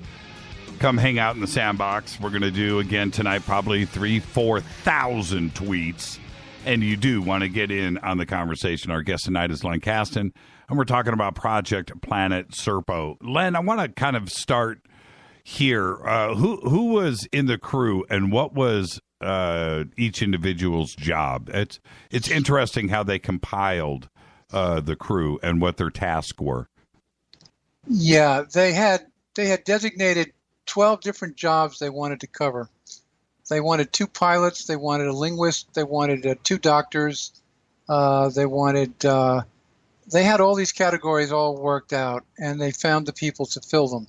Including a security detail too, of course. Yes, 1 security guy, and that's how they put it together. And they couldn't find them all in the military, so they eventually had to recruit them. Especially the doctors. I believe the doctors were recruited. So, they were not military. And then they had to compile an equipment list and how this stuff was transported. What was, just like flying today with carry-on luggage, what was the weight limit? I don't know what the limit was, but they wound up with 90,000 pounds of equipment. And actually, they showed that truck in Close Encounters. It had I think it was a Higgly-Piggly van or something. There was a fake van waiting with to get on the craft, if you recall that scene in the movie. Absolutely. And so what was the equipment list? What did they ended up taking with them? Are you sure you want me to get into that right now? I do, because the list is interesting. I mean, when you think about it. Well, yeah, go ahead. Well, okay. First of all, they took a lot of music with them. They took the music of Presley, the Kingston Trio, the Beach Boys. I'm looking at the list here. It's Simon and Garfunkel. They gave them plenty of music to listen to. Tommy Dorsey, the Platters. I'm just going down the list. And plus classical music. They also took some Tibetan chants with them. And the reason they did that was because they were told initially that the Ebens liked Tibetan chants. They had the same kind of chanting music that they were very fond of, and African chants as well. Then they took all kinds of clothing. They took 10 motorcycles, 2 Jeeps, testing equipment, geological testing, chemistry testing equipment. They took food. They had to take food. They took all sea rations. Yes, they took tremendous amount of sea rations. They took 25 pre-packed containers, 100 pre-packed containers of freeze-dried food items, 100 cases of various canned food items, 100 containers of energy bars, snack items, 1,000 gallons of water. I mean, believe me, they were prepared for anything. And when I saw the list, 10 motorcycles and 2 Jeeps or 3 Jeeps or whatever, that needs gas. So that means they had to take gas with them. I don't know if there's, gasoline products on Serpo. Exactly. They took 1,000 gallons of gasoline with them. And it's just now, and what I find interesting with that part of it is, I guess they are communicating with them, and they must have asked if it was okay to bring transportation. Yes, and they agreed to that. They were very agreeable. They let us do anything we wanted, actually. Whatever we chose to do, they let us do it. They were very agreeable. We brought a lot of equipment with us. And there were actually 3 Jeeps, 3 military trailers, 10 military-style combat motorcycles, 10 repair kits for the Jeeps, 10 repair kits for the motorcycles. I'm sorry, it was 1,500 gallons of fuel. Yeah, 1,500 gallons of fuel. And what about weapons? Were they allowed to bring guns? Yes, they did. They brought guns. They brought a lot of guns. They brought 24 handguns. They brought 24 rifles, which was kind of stupid, really, because it was a peaceful. But because they were military people, they just felt more comfortable having that gun strapped to their hip or something. I don't know. Yeah, it's laughable, really. I've seen Stargate. Okay, so yeah, weapons are okay. So now, how long did it take the Ebens to get to planet Earth? How long was that journey? That was 9 months. 9 months, and how did they accomplish it? Well, as we're learning in the newest update, update 36, which I had already spoken about in my book, they did have antimatter power. And antimatter is extremely powerful, but the main thing was they went through a wormhole. It could not have been done without going through a wormhole, because they could not have traveled. The distance was 240 trillion miles. Okay? That was the distance to Serpo. And what does that convert into light years? Approximately 40 light years. 40 bleeping light years. Okay, so that's a great distance at the speed of light. I mean, that's right. And since it only took them 9 months, which is approximately a year, that means they were traveling at 40 times the speed of light. Think about that. Yeah, that's insanity. And what with each of the travelers, how did they do this? Did they have their own room on board? What was their environment for the trip, and for 10 months, for that matter? It was very uncomfortable. Very uncomfortable. They were put in transparent sort of cells in which the aliens could see into the cells, which they could sleep in there and they could sit in there. But they were sealed off, so that they had their own little environment, each one. And if they opened those and stepped outside of it, they got very sick. So they had to stay inside of them until they reached about the halfway point. At the halfway point, they got a lot more freedom. They were allowed to walk around the ship and to study the ship, and they were also taken into the engine room at that point. But for the first half of the journey, they were very uncomfortable, very uncomfortable. And actually, one of the men died in that first 3-month period. He was a security guy. He died of a pulmonary embolism. Was there any with each of them, once they were able to get outside of the bubble, if you will, well, let's just call it a bubble. After they were able to get out, were they allowed to freely, walk around their ship? Yes, they were given complete freedom. And they could go wherever they wanted. And what did they see? Did they see? Okay, the reason why I'm bringing this up in such a direct manner is we have all the equipment that we were taking with us, the Jeeps, the motorcycles, the food, the gas, the water, and all of that.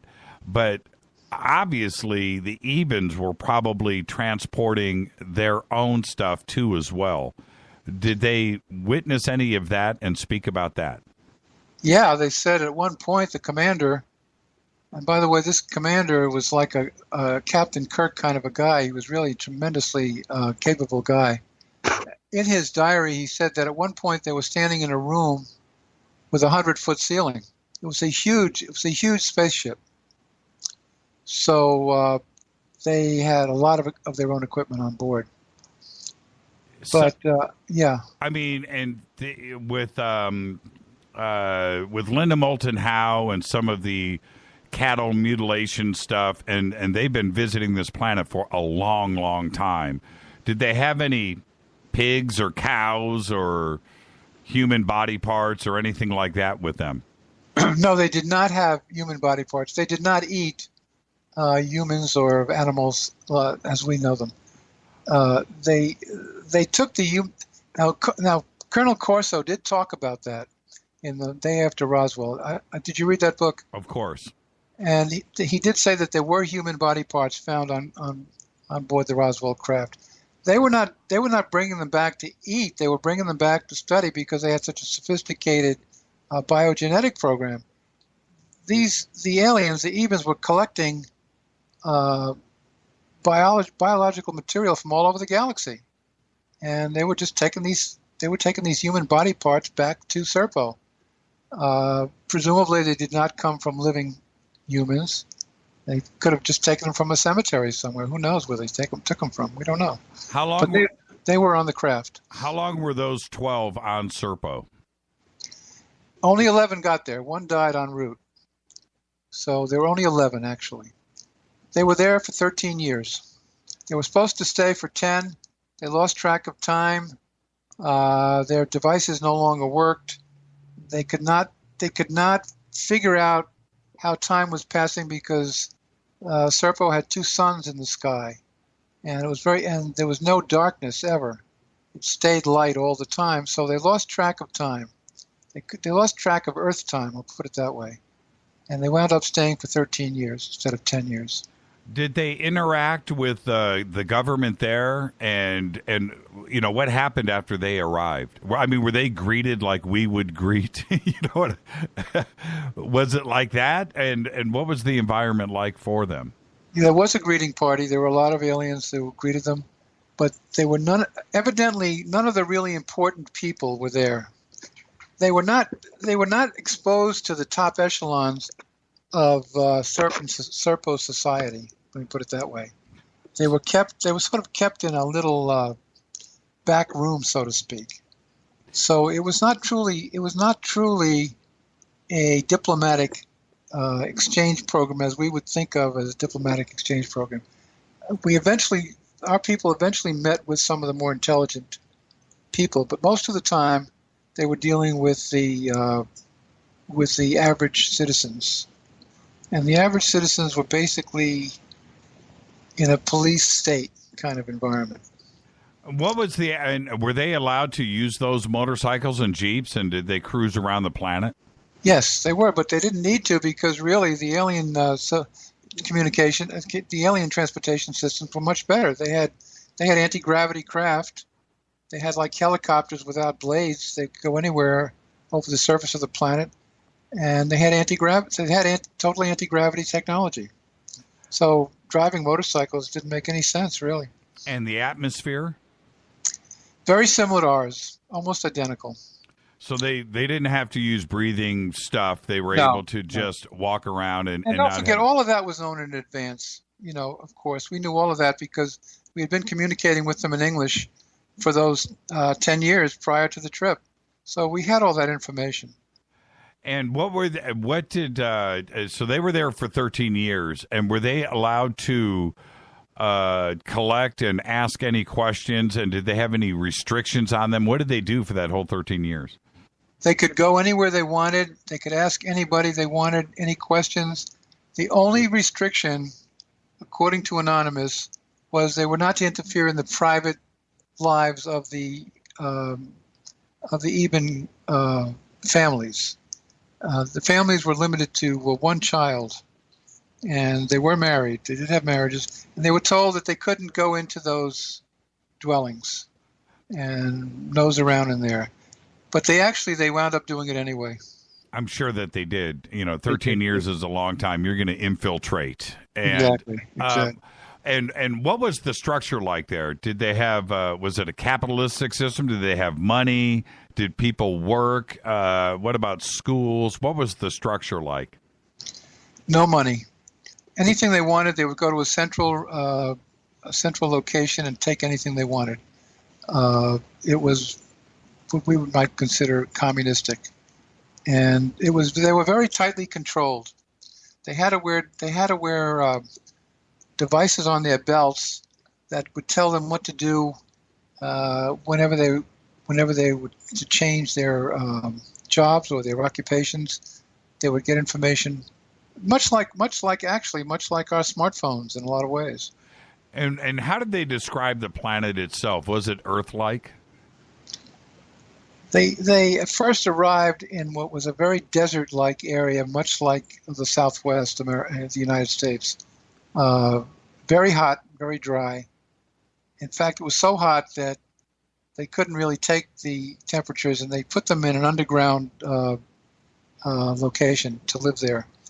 And they lived underground for many years. And finally, after they had traveled around the planet for 6 or 7 years, they found out that the northern quadrant of the planet was much cooler, much more pleasant. In fact, they called it Little Montana.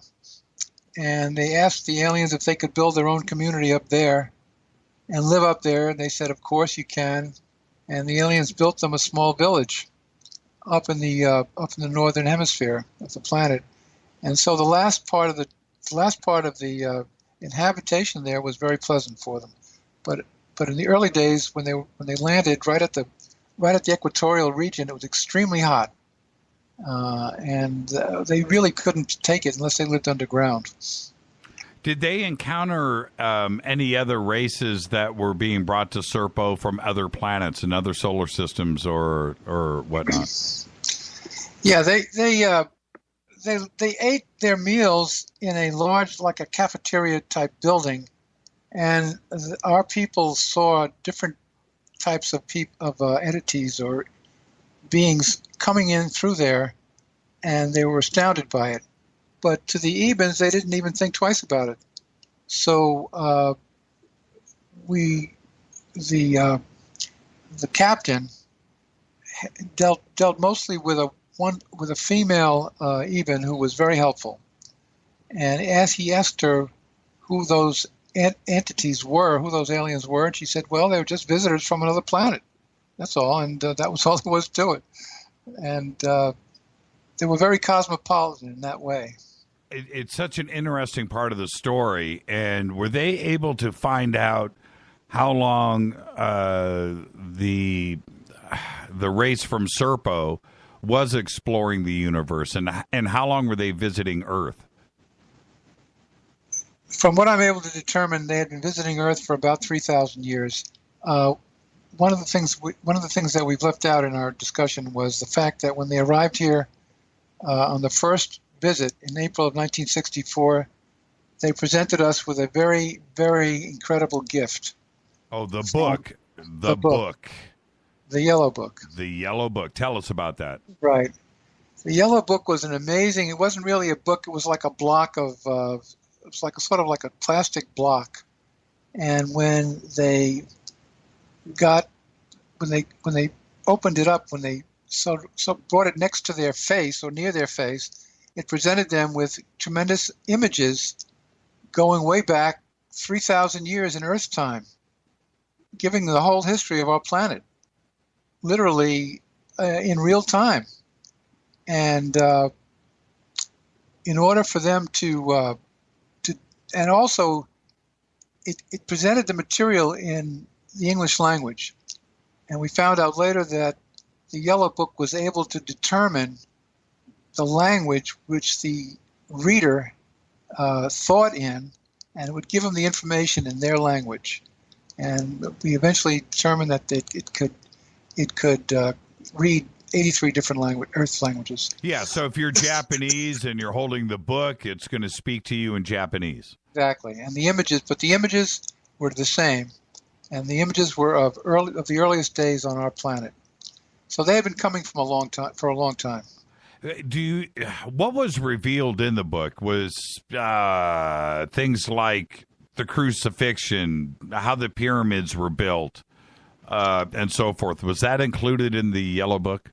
Well, unfortunately, we don't have those details. We do know that it was top secret, And one person in the DIA who tried to read it spent 22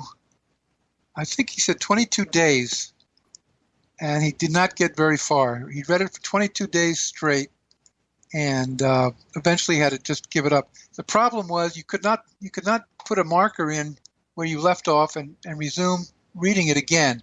Once you stopped reading it, you had to start all over from the beginning. So that caused some problems. There's a glitch in that software. Yeah, really, exactly. Where's the Yellow Book today? It's in the vault at Bowling Air Force Base along with everything else. But a lot of people think that it's probably at I think it's at Bowling Air Force Base. Others think it might be at the Pentagon. Nobody's really sure. And okay, so now 13 years passed, and I would like to spend some more time on Serpo, but also I can't wait for your presentation at the Awareness Life Expo, and we'll pick that up there. And I'll don't worry, everybody, I'll come back and talk about Len and I's conversation. But the 11 make it back here. How many of the 11 are alive today? Okay. We just learned in this update number 36 that one of the last survivor died in 2014. Only 7 returned. We know that one died en route to Serpo, and 2 decided to stay there, and then 2 others died. And the 2 that stayed, do we know who they were? We don't know who they were, but we did stay in communication with them. I mean, were they the doctors, the pilots, the security team? You know, do we know that? No, I didn't get that information. I don't know who they were. Yeah, I've always often wondered who that was. You know, and who thought that Serpo. I mean, that they didn't want to come back to planet Earth. That's the bottom line. They decided to stay there. Well, yeah, they decided to stay there. I guess they sort of liked the leisurely lifestyle they had learned to appreciate at that point. For some reason, I think it was a couple. You know, that's what I think. I mean, you wouldn't want to stay on Serpo alone, right? Or with another dude, right? Well, let's not forget something here. The Evans was so helpful and so accommodating. If we left 9 people there, 11 people there for 13 years, wouldn't you think that perhaps they would have accompanied the Evans on some of their trips throughout the galaxy? Absolutely. And wouldn't it make sense that perhaps in those trips they might have found female help, or let's just put female accomplices? So I think they ended up with perhaps some Earth women there, one way or the other. I'm not sure how. And is Serpo ongoing today? Yes, we have developed a diplomatic relationship with Serpo. Yes, they returned 10 times. And are they staying at New Montana? Oh, you mean our people? Yes. Our people? Yes, our people. When we go, are we staying at New Montana? I would think so. By now, they must have gambling casinos already up there. Yeah, right. Exactly. It's funny how you and I think alike. How many Earthlings do you think are on Serpo today? I would guess that there's quite a large community. That's my guess, because surely the relationship would not have ended when they returned in 1978. That would not have been the end of it. And I know there have been 10 return visits, one of which was with that island in the middle of the Pacific that's just like a big aircraft carrier, Johnston Island, I think. Yes. That's in the book. So my guess is that there's been a lot more going back and forth than anybody's released. Is the Serpo project exclusive to the United States? Is Russia participating? Do they know? China? Japan? Okay, one of the return visits had the following people. We invited the following people. We invited the Vatican, representative of the Vatican, the Chinese Republic, the Russian Republic, several other countries, representatives. We definitely did not keep this to ourselves. So, and that was the one that landed at Johnston Island in 19. Let's see.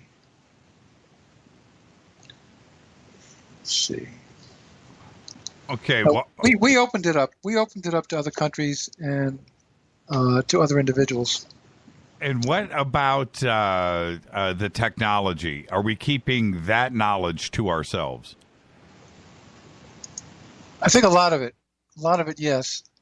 I'm convinced now that we have particle beam weapons, and we do know that the Ebens were involved in a war that lasted 100 years with another civilization, and that they won because they had particle beam weapons. Particle beam weapons are extremely powerful. They shoot a beam of small particles at extremely high temperatures, and they literally vaporize whatever they hit. So we have that. I think the Russians have that as well.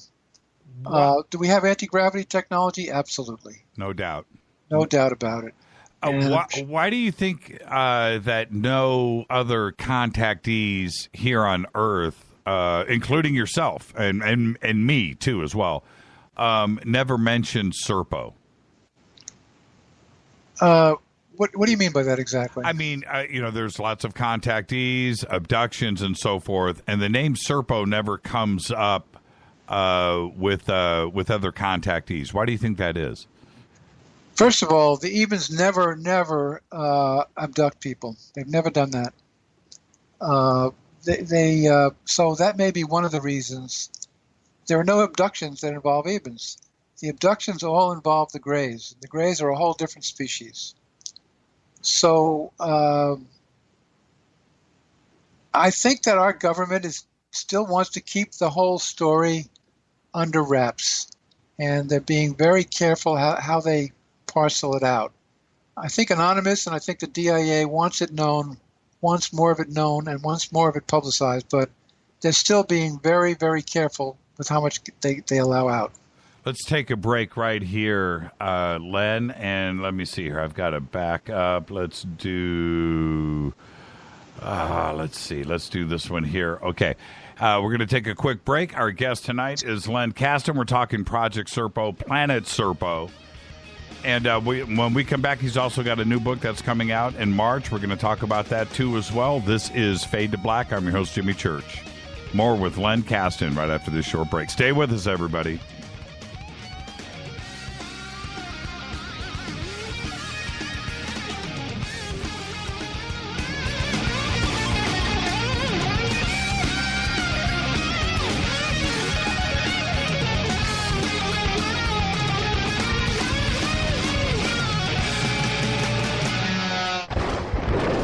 This is Fade to Black with Jimmy Church on the Game Changer Radio Network and KGRA, the Global Radio Alliance.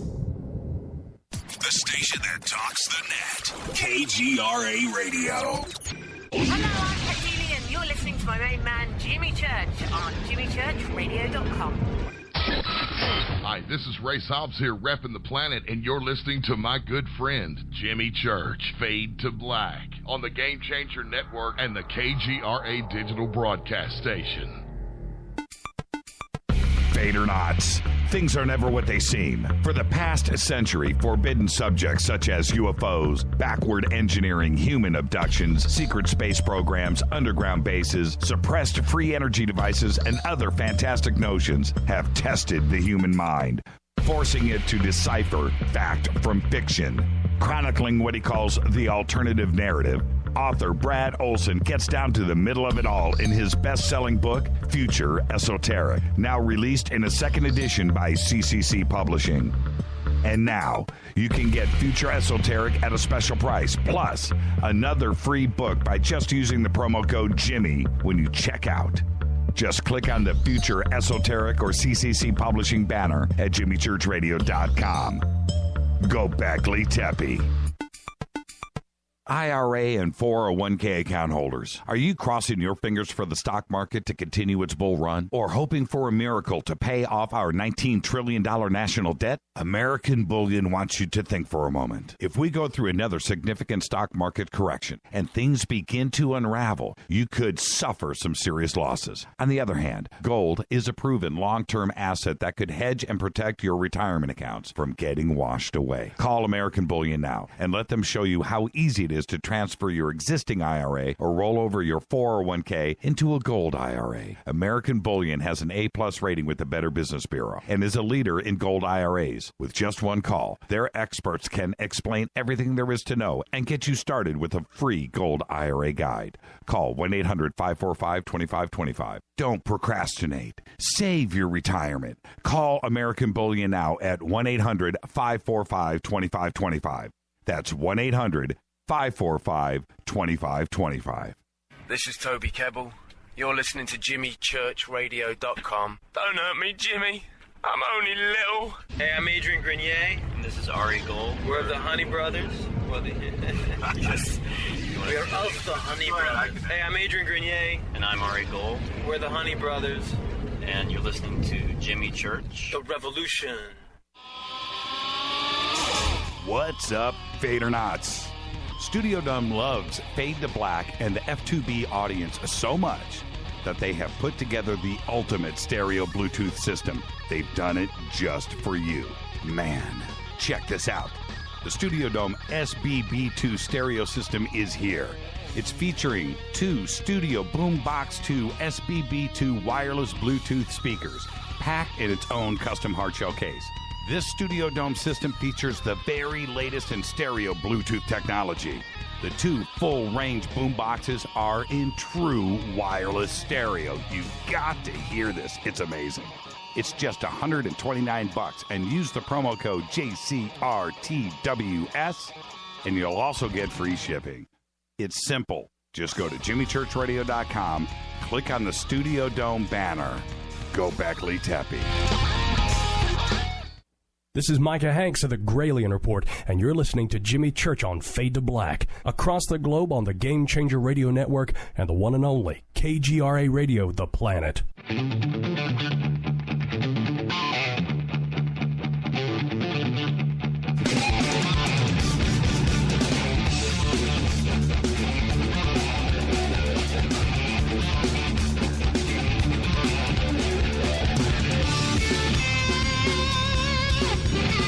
All right, welcome back to Fade to Black. Our guest tonight, Len Kasten. We're talking Project Planet Serpo, which is the subject of his book, Secret Journey to Planet Serpo, a true story of interplanetary travel. We're also going to talk about his new book, Alien World Order, and the latest update on Serpo.org. I've got a few questions really quick. Before we proceed, I just want to clarify something that we were discussing before the break. Sure. At the meeting of November the 10th, 2009, we invited the following people. We invited the Vatican. We invited representatives of the United Nations. From the U.S., we invited White House representative from the Obama administration, 2 U.S. intelligence officers and a linguist, 5 military representatives, the People's Republic of China, the Russian Federation, and several others which were not mentioned. So that was the meeting of November the 10th, 2009. And that was the one where they landed on Johnston Island in mid-Pacific. Yeah, Johnson Atoll. Yeah, we left out. Yeah, we didn't invite the French, but that's a whole other story. Yeah, right. A couple of quick questions really quick. Do we know the lifespan of the Ebens from Serpo? I believe Anonymous said that they lived to 300, what we would call 300 of our Earth years. Okay. And do you think that there was a connection with us canceling, us going to the moon and Apollo? Do you think there was a connection to Serpo? I mean, what's the use of going to the moon if we can, go to Serpo? Well, if you want to discuss the whole reason for the moon journey, that's a complicated story. Because I think we knew before we went to the moon that there were aliens already on the moon. Right. So we knew that. Are you asking whether or not we Do you think it was connected? Because I find it, the timing of it obvious and strange at the same time. And I have my own, trust me, we could spend a whole week on Fade to Black discussing the implications of Apollo, or even if we ever went there to begin with, right? Exactly. But when we went to the moon in 1969, I think we did go. At that point in 1969, our people were already on Serpo. They had been there for 4 years already. They were still there when we went to the moon. So they were contemporaneous, the two events. Yeah, I agree, I just think it's way beyond coincidence, and that's that. Well, we went to the moon under our own power. We went to Serpo under their power. We went to the moon allegedly, Len. Allegedly. Yeah. We'll have a couple of drinks at the Awareness Life Expo. And I do think that. Let me put it this way: I do think that Stanley Kubrick was involved on some level or another, but I'm not sure how. Yeah. Again, we'll have fun with that conversation. Exactly. Let's jump up to the update. I know that I've read through it, and so have you. What's your take? And let's kind of start with the beginning of it, because it's pretty extensive. So overall, what does the update tell us? Well, the interesting thing about the update is the fact that the survivor was still alive. The captain, who was a colonel, Air Force colonel, was still alive in 1978, and actually met with the Pope when the Pope arrived here. He was not introduced as having been on Serpo, but nevertheless, that was the case. And in the new update, they refer to him as Mr. Hero. Originally, they called him our special guest, but he was really one of the crew members. He was an Air Force colonel who had been to Serpo. So that's the intriguing part of the update. And the update also gets into anti-gravity chambers, plates, metals, and other technology. So let's kind of start there. As when they're talking about the first chamber and the second chamber, what are we actually dealing with in the update? Well, the crystal rectangle was something that our people brought back with them. That was their power source. All of our electrical equipment worked perfectly on Serpo. We could plug our stuff right into it. It involved anti-matter power. Small box. And when they brought that back, we've been working on that ever since. And we now have that capability to use antimatter power. I think Lazar talked about that, didn't he? Yes, he did. So I think that's pretty well established at this point. And so I think we have particle beam weapons. I think we have antimatter power. I think we know how to go through wormholes. It all comes down to what Ben Rich said before he died in 1989, that we now have the ability to travel through the stars. We have the ability to take E.T. home. And we have the ability to take E.T. home. That's what he said. So if anybody was in a position to know, he certainly was, as the head of that particular secret part of the. What was it? What company was he the president? I can't remember now. Skunk Works. Skunk Works, exactly, yes. Yeah, and I want to back up. You mentioned that the Ebens could only have one child. Did they have a population problem on Serpo? Evidently, they wanted to control the population, yes, and they did not reproduce the same way we do anyway. It was a totally different situation. How so? Well, it was not. They did not indulge in the kind of sex we call sex. It was more of a cordial type of thing. An agreement. Spiritual, exactly. And but evidently they did control the population. There were only 650,000 aliens on Serpo. That was the total population. Were there any videos, any images, any pictures taken on Serpo? As a matter of fact, the person they call Mr. J did pull out 3 boxes and of photographs and showed them to Bill Ryan. Well, not to Bill Ryan, I'm sorry, to Anonymous. The first photograph was of the Project Serpo team members standing in front of an Eben house with 5 Ebens standing in front of the 11 members. It was black and white. The photographer was standing a bit too far, but it was still a good picture. The second photograph showed the initial landing, taken from just outside the Eben spacecraft, and depicted the welcoming Eben standing on the ground. And the third photograph was of the departure from Nevada. It showed the Eben interplanetary spacecraft on the ground, surrounded by U.S. military officers and security personnel. The craft was absolutely enormous in size. The photograph was taken from a distance and captured almost the entire craft. It looked like one of those crafts in the July 3rd, 1996 movie Independence Day. And a lot of that is what we learned from this final update, update number 36. Do you think we'll ever see those images? Well, I'm going to continue to put in FOIA requests and see what happens. I have nothing to lose, really. And what happened, I meant to ask you this earlier, with the Freedom of Information Act requests that deal with Serpo, has anything come back?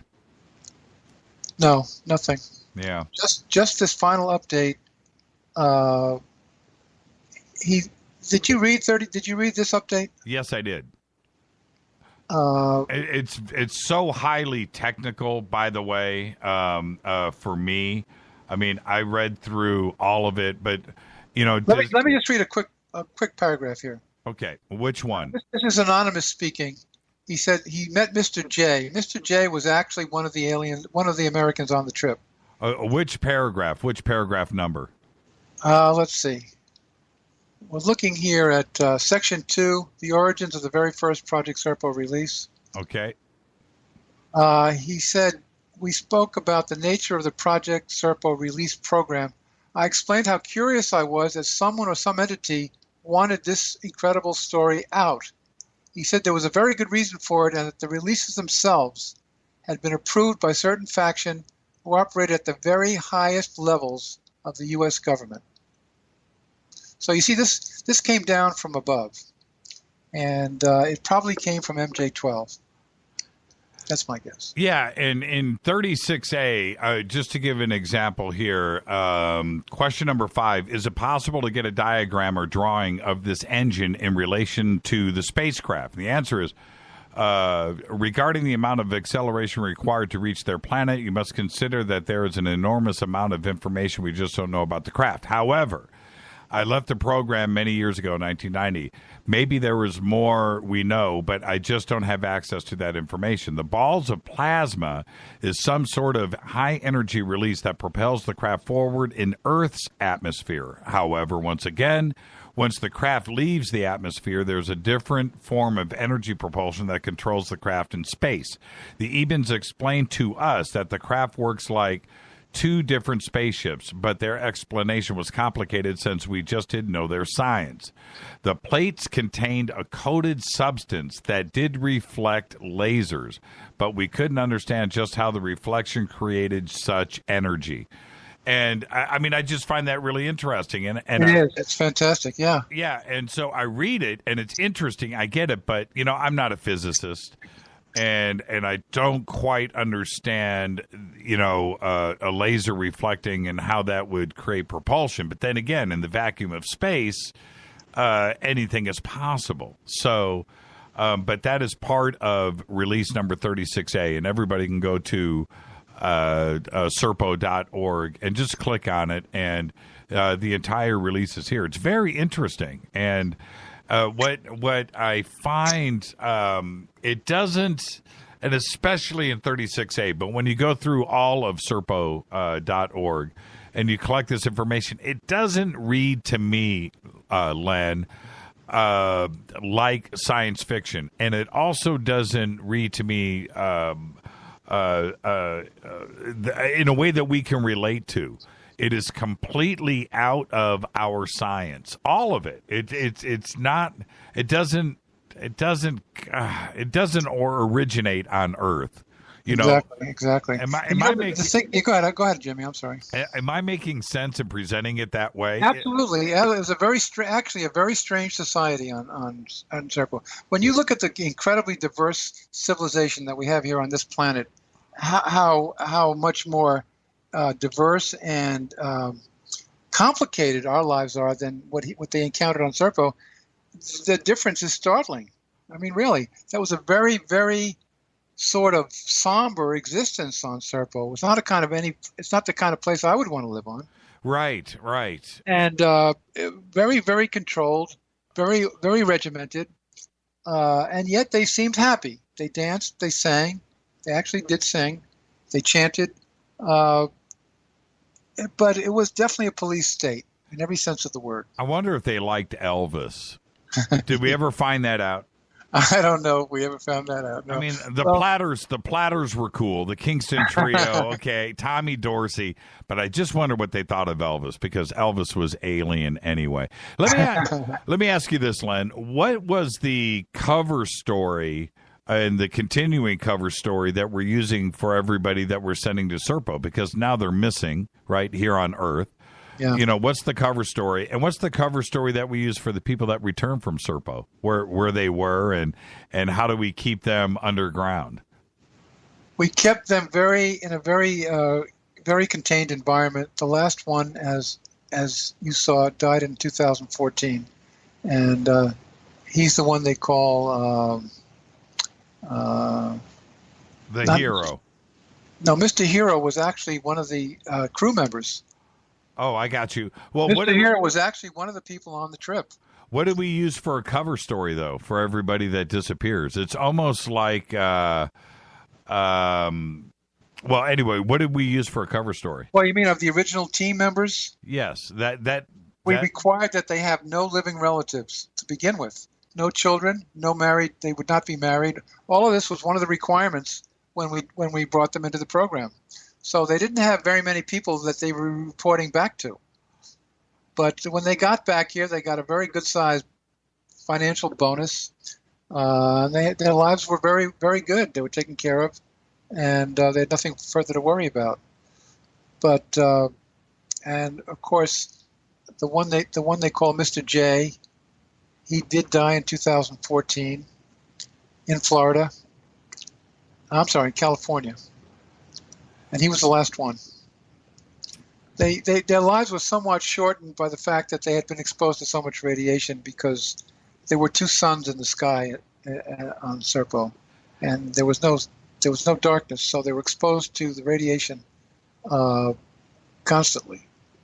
Before we get to your new book, Alien World Order, when somebody hears the story of Serpo for the first time, and they come at you, or anybody, loudly, "Oh, come on, man. Yeah, seriously, really? Are you buying into this?" What's your answer to that? Well, actually, I've encountered that. I encountered that by people who were into ufology for many, many years. They look at me and they laugh. It's incredible, actually. I don't know what to say to them. I mean, I will give you the answer that one person gave to me. Okay, this was somebody in charge of a large conference here in Arizona, who actually brings in the speakers. And I said to him, "Would you like me to speak about Serpo?" He looked at me with a smile on his face, and he said, "Serpo?" He said, "That story is ridiculous." I realized at that point what I was up against, and what could I say? I just walked away. Yeah, and it was something like this, Len, that is so fantastical. I don't understand why somebody, who is supposed to be researching and not only keeping an open mind, but you have to be a skeptic. You have to be that at the same time. But if Serpo actually happened, and I don't see any reason why it couldn't have happened, that how can you even relate anything to this story? Because it wouldn't have anything relative to, there's nothing in your life that you can relate to Serpo. Exactly. Right? But you go and you watch Close Encounters, and you see the ending of that movie, and you're like, yeah, that could happen, right? So we have this conundrum here. It doesn't make any sense. But I don't think the Serpo story is any more complicated than what we're now learning about the reptilians. I mean, really, we talk now. Look on YouTube, and you'll see many videos about the reptilians. I think that's a far stranger story than Serpo. Well, exactly, and I guess back to my point is, how can you relate, Earth and what we're experiencing here to a project like Serpo? And you're saying no, and if you can't wrap your mind around it, you're not supposed to. I mean, what's relative here? I mean, the only thing that's relative is here on Earth, we go to other islands, we go to other continents, we explore. We've been trying to get to the moon, and we do that. We have foreign exchange student programs here. What is the difference? I don't know the difference. I don't know why they can't believe it. I mean, to me, it makes more sense than anything else that we've learned about ufology. Yeah. That there's a civilization living on a star system 39 light years. Of course, the universe is jam-packed with entities. So why would we be so amazed that we've been in contact with one such civilization? Yep. Carl Sagan wouldn't have even blinked an eye at this, I don't think. Yeah, exactly. And the evidence that is there, when you go and you read serpo.org and you start to compile this, if you don't walk away from that going, yeah, I could see this happening. If you don't, then you haven't read through it. You can't just dismiss it without actually going and honestly reviewing the evidence that is presented. Exactly. And did you look at the pictures in this new update of what the Ebens look like? Did you look at that? No, I haven't seen that. That's near the top of the page. Under moderator's notes, you should look at the photographs. Some of them are photographs, and some are drawings, but they all show the same type of entity. Okay, I am here now. I don't see the moderator's notes. Am I missing it? I'm on 36A right here. Okay, this is 36 itself. Oh, 36. Okay, I got you. It's 36. Okay. It's about a third of the way down. They have all the literally photographs of the Ebens, what they look like. No, I don't. To me, this is not such a strange story at all. There are far stranger stories in this galaxy, far stranger, especially when we start talking about the Greys and the reptilians and what goes on there. Tell us about your new book. That's exactly what I wrote about. Yeah, let's talk about that. The Alien World Order. I went into the history of the reptilian presence on this planet, which you won't find anywhere else. It's hard to find. And they did originate in Orion, and they were here before we were.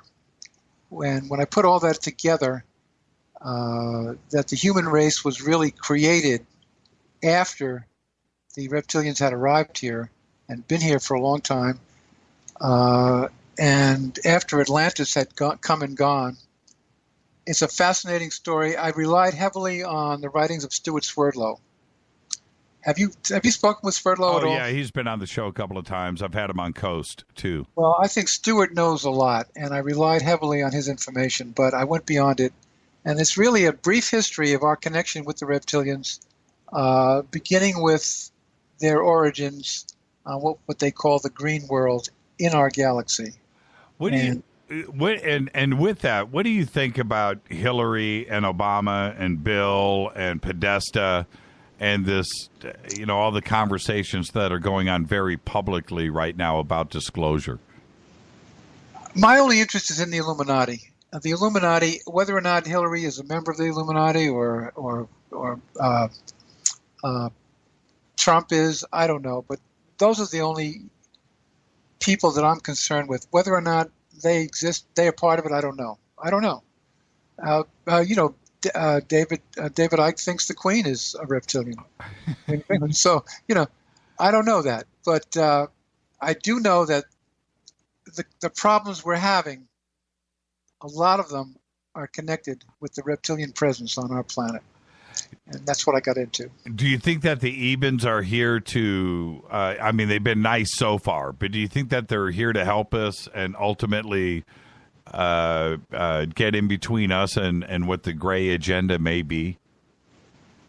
I think they're staying out of that. I don't think they want to get involved in it. They probably have visited many, many civilizations all over the galaxy, and they've managed to stay out of complications relating to these kinds of things. What's your presentation going to be based on up at the Awareness Life Expo this week? I'm just going to talk about the Serpo story. I'm going to add a lot more information and basically cover the whole Serpo story. Looking forward to seeing you up there, and thank you so much, Len, and keep doing it. And when the new book comes out, you have an open invitation back here to Faded Black, and we'll talk about Alien World Order. Great, James. It's been a pleasure. Thank you. Yeah, thank you so much, Len. Be safe, and we'll see you in a few days. Okay, take care. Bye-bye. Bye-bye. All right, Len Kasten. I'm going to take a quick break. Thank you so much. Project Planet Serpo. I'm going to take a quick break right here. When I come back, I'm going to open up the phone lines, 323-825-5045. 323-825-5045. I'm your host, Jimmy Church, on the Game Changer Network and KGRA, The Planet. Come see Len this week at the Awareness Life Expo. I'll be right back.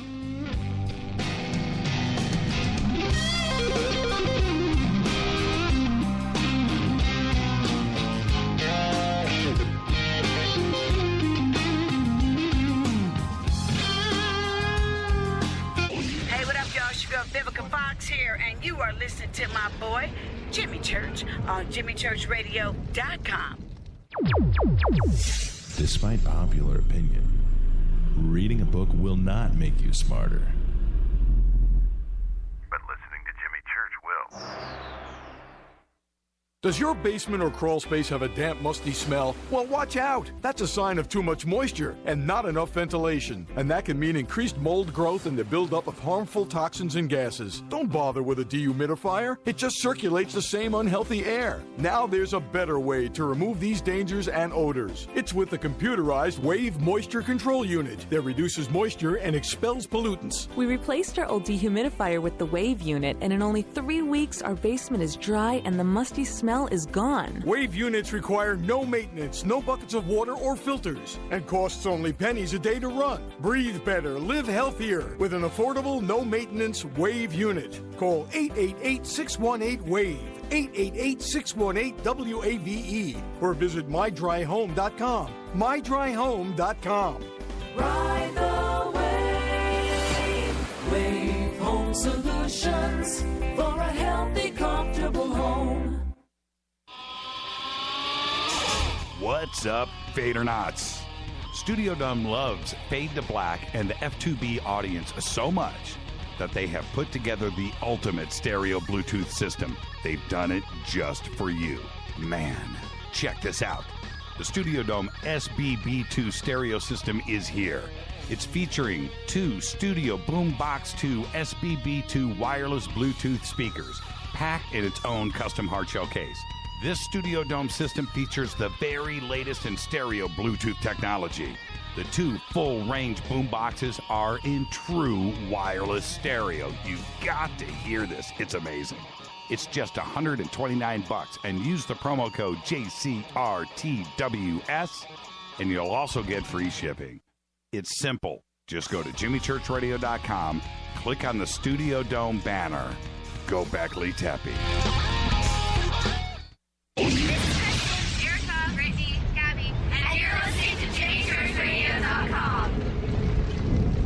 It's not a lifestyle we chose. We were born this way. KGRARadio.com.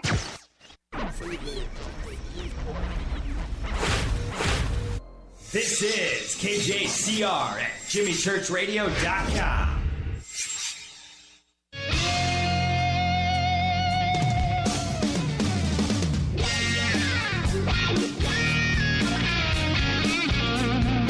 All right, welcome back to Fade to Black. I'm your host, Jimmy Church. Follow me on Twitter right now, at JChurchRadio. That's what you want to do. And email is Jimmy@JimmyChurchRadio.com. We're on the Game Changer Network and KGRA, The Planet.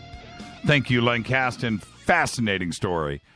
Project Planet Serpo it's an amazing read, and you can go check it out right now, serpo.org, as it has been presented over the years. It's been over 10 years for sure, and you can see the latest updates, 36 and 36A.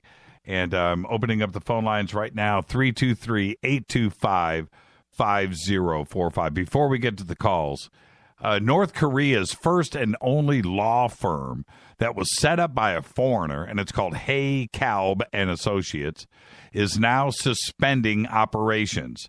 The firm's principal said in a statement last week, as the country grows increasingly isolated. The firm was a joint venture between North Korea and the British-French citizen Michael Hay, who has represented foreign clients in the capital, Pyongyang, for the last 12 years. Hay said that he made the decision based on business and geopolitical principles. So there you go. You get busted in North Korea, you're now on your own. Hi, you're live on Fade to Black. Hi, it's Christina from Florida. How are you? Hi, Christina from Florida. How are you? I'm doing good, thank you. I've been listening to your show. It's really interesting. I would like to ask you a question. Sure. Have you heard about the Allies of Humanity briefings? The Allies of Humanity's briefing. No, I haven't. Tell me about it. You haven't? Okay. So this briefing is actually formulated into a book, so you can read it also. It's free online on alliesofhumanity.org. But it's very interesting because we're talking about traveling off planet and meeting with other beings and having contact. So humanity is facing, I believe, the greatest threshold which we can ever face as a race together. And so in my searching for answers, I came across these briefings, which was so powerful that it changed everything about what I thought before about contact and all the puzzles which I could find fit together. So this briefing talks about that there is a group of free races in our local universe which gathered into a group, and they started an expedition coming to Earth. And they call themselves the Allies of Humanity. And they never actually came on Earth, never stepped on the surface of Earth, but they released on a spiritual channel their briefings. Actually, these are warnings and preparation included what humanity has to face in the future. So I was just wondering if you heard anything about this. Well, I remember there was like a series of books. That's what I remember, and that came out. I did not read the books. I'm trying to think of the guy's name. Marshall V. Summers. Yeah, Marshall Summers. That's right. So I remember the books, but I never read. Have you read all of them? Oh, yes. It's. I think it's the most important document on Earth existing today. And anybody who is on Earth right now and listening to this is like the urgent message for humanity, which everybody should read. As a human race, we have serious problems, and we have to basically unite for our own defense and protect our airspace and our people from what these interventions, these visitors mean here on Earth. And there is a way to do it, and the Allies is basically addressing all of this to humanity, that humanity's destiny is to emerge into a greater community of intelligent life in the universe, and contact with other forms of intelligent life represent the greatest threshold that humanity has ever faced. The result of this contact will determine humanity's future for generations to come. Right. And this contact is happening right now. So we need to educate ourselves and decide a plan or something to come up with how we're going to get these off-race visitors off of our planet, because they are basically violating our airspace and all of these missions, what they're doing here on Earth, whatever, taking samples or contacting people or abducting people, they have to reveal this, and no ethical contact was made by large number of humanity. This is like a secret operation, and we have to do our disclosure ourselves, people to people, and it's very important to do that. Yeah, I've definitely seen my fair share of strange stuff, Christina. Have you made contact? Have you seen something strange in the skies that's, violating our airspace? Well, it's always a sensitive subject when you have to talk about these things, because people have been ridiculed, and this is not like an open conversation at the dinner table, So, but it happened in my family actually, and it was really, we were interested all along in these matters, just by curiosity about intelligent life in the universe existing, But when this event happened. Well, hold on, Christina. I can't let you off that easy, okay? What happened? What happened with your family? And look, we talk about it freely at my dinner table. So right now, you're talking to me, so you can just say whatever you want. You don't have to worry about ridicule on this show. What happened with your family? Okay, so I grew up in Hungary, and even as a teenager, I was following ufology. And so in my family, it was an open topic. You didn't have to hide it. We talked about it. It was not a big deal. But until it really happened, this contact with one of our family members, it was just like a good conversation, So I was interested, but I didn't really dive into it so deeply. I was just curious, why are they here? What do they want? I had the theory that they might be here for our benefit, or they're good ETs and bad ETs and all of these things, which goes through people's mind.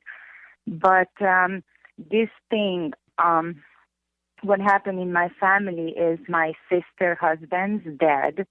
They live very close to each other. And one night, he's an older gentleman, and, he didn't really have like a belief system, like believing in God or believing in ETs. He believed in physical things, what he can touch, that exist, and that kind of stuff. So he was like a very realistic guy. And he said, well, if I ever encounter an ET, then I will believe they exist because I had the experience. So one night he woke up in the middle of the night, had to go to the bathroom, and he basically didn't get to the bathroom because he felt this presence in his bedroom. And when he turned around, there was a group of ETs standing in his bedroom while his wife was sleeping in the bed.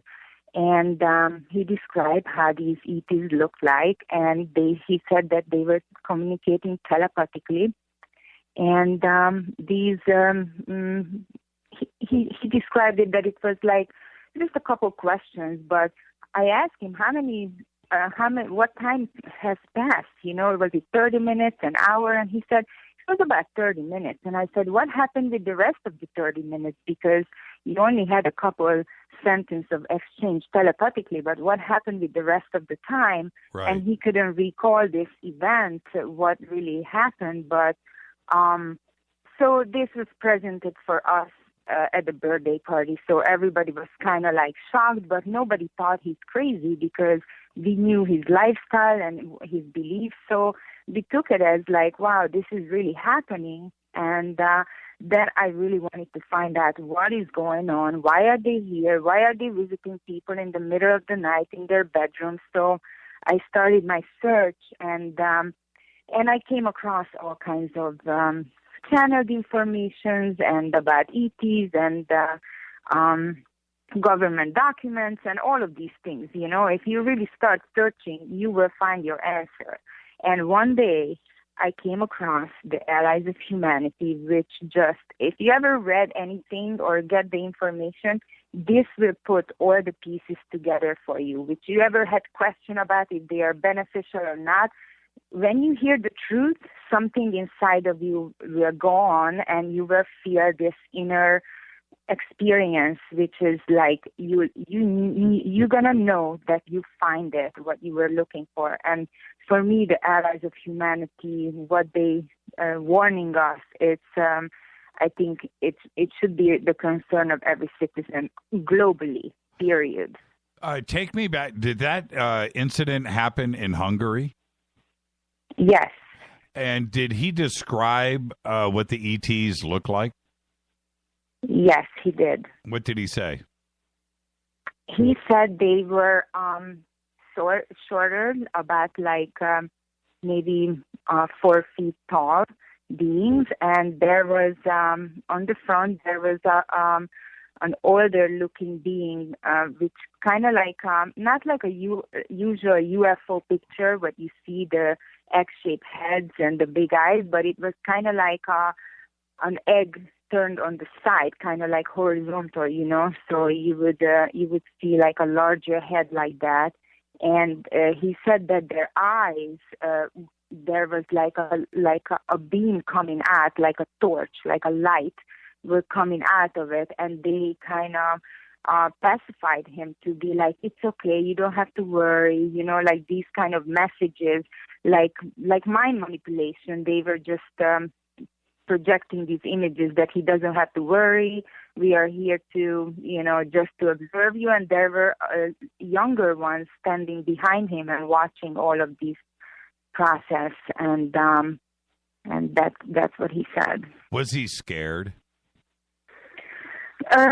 He said that the minute they started to project these images, like this mental manipulation, it kind of pacified him. So he was kind of like, okay, you know, but what do you want? He didn't even think about it that, oh my God, this is unethical context. Somebody is in my own bedroom in the middle of the night visiting me. You know, if any like another human being would, you would grab the phone or try to like fight for your life because somebody is not there for your benefit in the middle of the night, you know? Yeah, well, my first instinct is, there's going to be a little butt kicking going on, right? And so... at least, right? He's Right. not going to give in so easy. Did he say how they left? He basically remembered that that these couple sentence communication were going on. Then he went to the bathroom, then he came back, and by the time he went back to the bedroom, they were gone.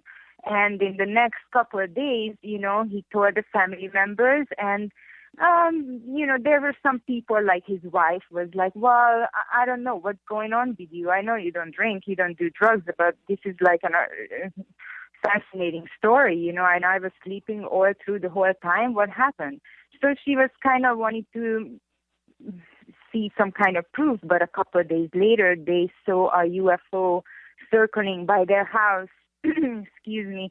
And he ran inside and called the wife, and she saw this UFO also. And she didn't know anything, did she? She slept through the whole thing. Yes, she did. She didn't wake up or anything. No, I think they pacify all the people. You know, let's say if they focus on you, then all the other people around you is gonna be numbed down or, you know, mentally put to sleep. Right. What did she think of her husband? Did she believe the story?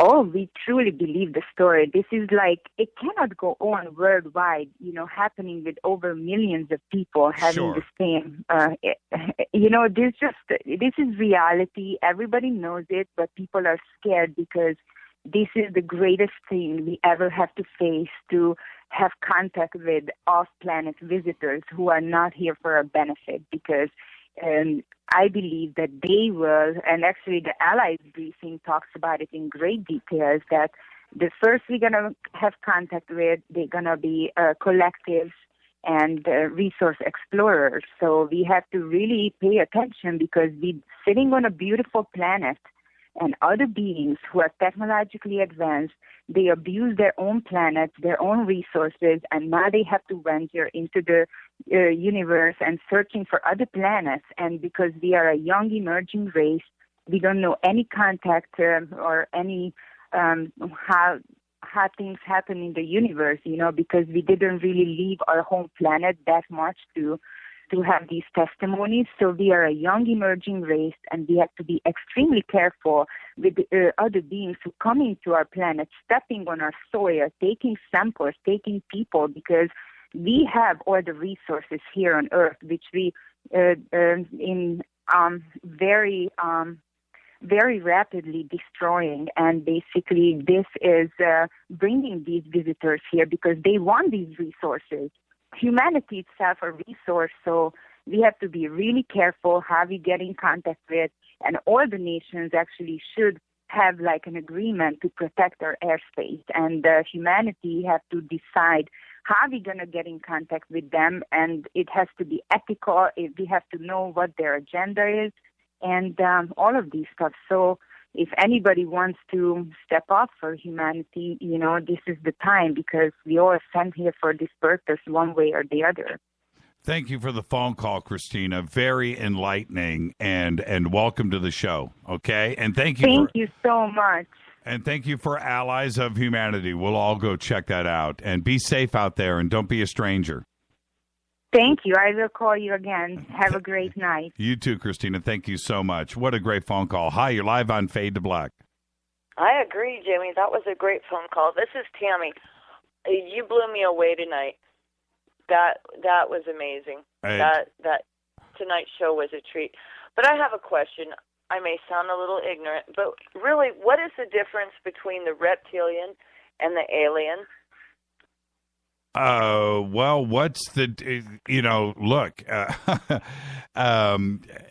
although I appreciate the question, to me, Tammy, when we look at even what's going on planet Earth here with the different human races that we have, there's all kinds of things going on. We have Africa, we have South America, Central America, China, Japan, Alaska, and we even have Canadians for that matter. So when Eskimos in Alaska. Yeah. Well, no, Canadians in general are just, completely separate. That's a joke, Tammy. You're supposed to laugh. That's you insert the courtesy laugh at that point. But if you look at what's going on here, the differences of what we have going on, and then heading out into the universe, there's just no way something on two different planets that are 100 million light years apart are going to be the exact same thing. But do they all know that we're here? Sure. I mean, I can't even imagine how many thousands of different planets and races of ET know that we're here. Well, see, that's my question. We know of 25 different alien species, okay? And then even your guest tonight, I can't remember his name. I actually sat there and played solitaire, which is when I play solitaire, I open up a different part of my mind just to listen and capture everything. Okay, that's the way I've always done things, to think. And he said, well, we've got the aliens, and then we have the reptilians. So in my mind, he was actually, and I thought it was the same thing, blue, gray, green, reptilian shape, shifters, whatever. But when he said that, it made me go, wait a minute, am I thinking wrong on this? Is there something more to the reptilians? Are they a complete different species than just what we know of aliens today? Exactly. The answer is yes. So it blew me away. I was going, yeah, there's just I think to think that there's only one planet and one alien race visiting us here is and it's just ignorant. I mean, that's just crazy to think about. So the other night, last Thursday, Mark and I went outside and we seen like 4 ships go by way high in the air. Like they acted like satellites, but satellites don't stop. Right. They don't get bright. Right. They don't, they don't do a U-turn and then head east when they're heading north, or 4 of them in a row. That's Yeah, exactly. And I can't wait to get up to the Awareness Life Expo, because Javier's going to have his night vision equipment, and I just can't wait, because I just know that at any given moment you walk outside, there's something going on up there, and you don't see it with your naked eye. Hey, Tammy, Well, Jimmy, would you do me a favor and try and clarify if the reptilians are a totally different, instead of the aliens that we have that look like the normal heads, if the reptilians actually look like reptilians? I'm blown away on that. That's got me stumped. Well, let's continue the investigation. Thank you so much, Tammy. All right, thanks, then. Bye. Bye. Hi, you're live on Fade to Black. Hi, Jimmy. This is Matt from Florida. How you doing? What are you doing? I'm good. Just have a quick question. Great show. I really enjoyed it. And Thank you. One thing really puzzles me, that those E-beings, that race on planet Serpo are so advanced, right? Len said that they are really advanced race. So how come they live in like a poly state? And that just really puzzles me. That isn't that strange that such an advanced race should live in freedom and democracy or whatever they have there, and he says they live in a poly state. Yeah, well, totally. Maybe they figured it out. Right? Maybe that's where we are heading for. Yeah, maybe Stalin was right. Oh, wow. I hope not. Oh, man, that's kind of a funny thought. But, again, see, this is the thing, Matt, and thank you for the question. But, honestly, I mean, how do we know the answers to anything like that? How do we know? Right. I mean, we're talking about another solar system, another galaxy, another star system, so far alienated from what we can relate to here. So when something is presented like that, okay, I'm just going to listen. That's all I can do is just, why would it be a police state? Well, why not? I just collect the information and try to understand and digest it. But you're absolutely right to raise that question. You would think that they would live in peace and bliss, but also remember, he also said that they just went through 100-year war. So yes, true. And to allow guns onto the planet, why would they allow guns? Well, I don't know. And again, when I look at stuff like this is the thing where this is where I come from, Matt, is if it's all fiction, if it's all made up, right, and this is somebody's imagination, then certain things would not be included here. It wouldn't be a police state. It would be a life of bliss, right? Why would they allow guns? They wouldn't allow guns, right? If you're imagining this yourself, well, okay, we can't relate to it. So, the elements to the story that we would never, why Jeeps? Why take motorcycles? It's a crazy thing, but that's because we can't, how are we to know? And it's that stuff that sounds unbelievable is the part that makes me believe it. Does that make sense? Yeah, absolutely. I mean, it's all possible. I'm not doubting that this ever happened, and it's really reasonable to think that this whole thing happened. It's just a couple of things that made me think, like, wow, how is that possible? And then there was another thing, like Kingman mentioned, that they were, in the beginning, they were hostile, right? They were not really friendly. And then all of a sudden they became so friendly and helpful, right? They let us bring guns aboard and all the stuff. So what he said, become so friendly, right? And what he said, and we're at the end of the show, so I'm going to get this in really quick. Okay, sure. Imagine if you and three buddies, right, and then suddenly somebody told you, hey, you got to go to this town and you're going to go hang out with these people for a couple of years. Well, we don't want to go. Well, you're going anyway. Right. All right. So well, they were forced, yes. So now you're hostile, and you show up at the new town. You're not a cool dude. You're pissed off. Exactly.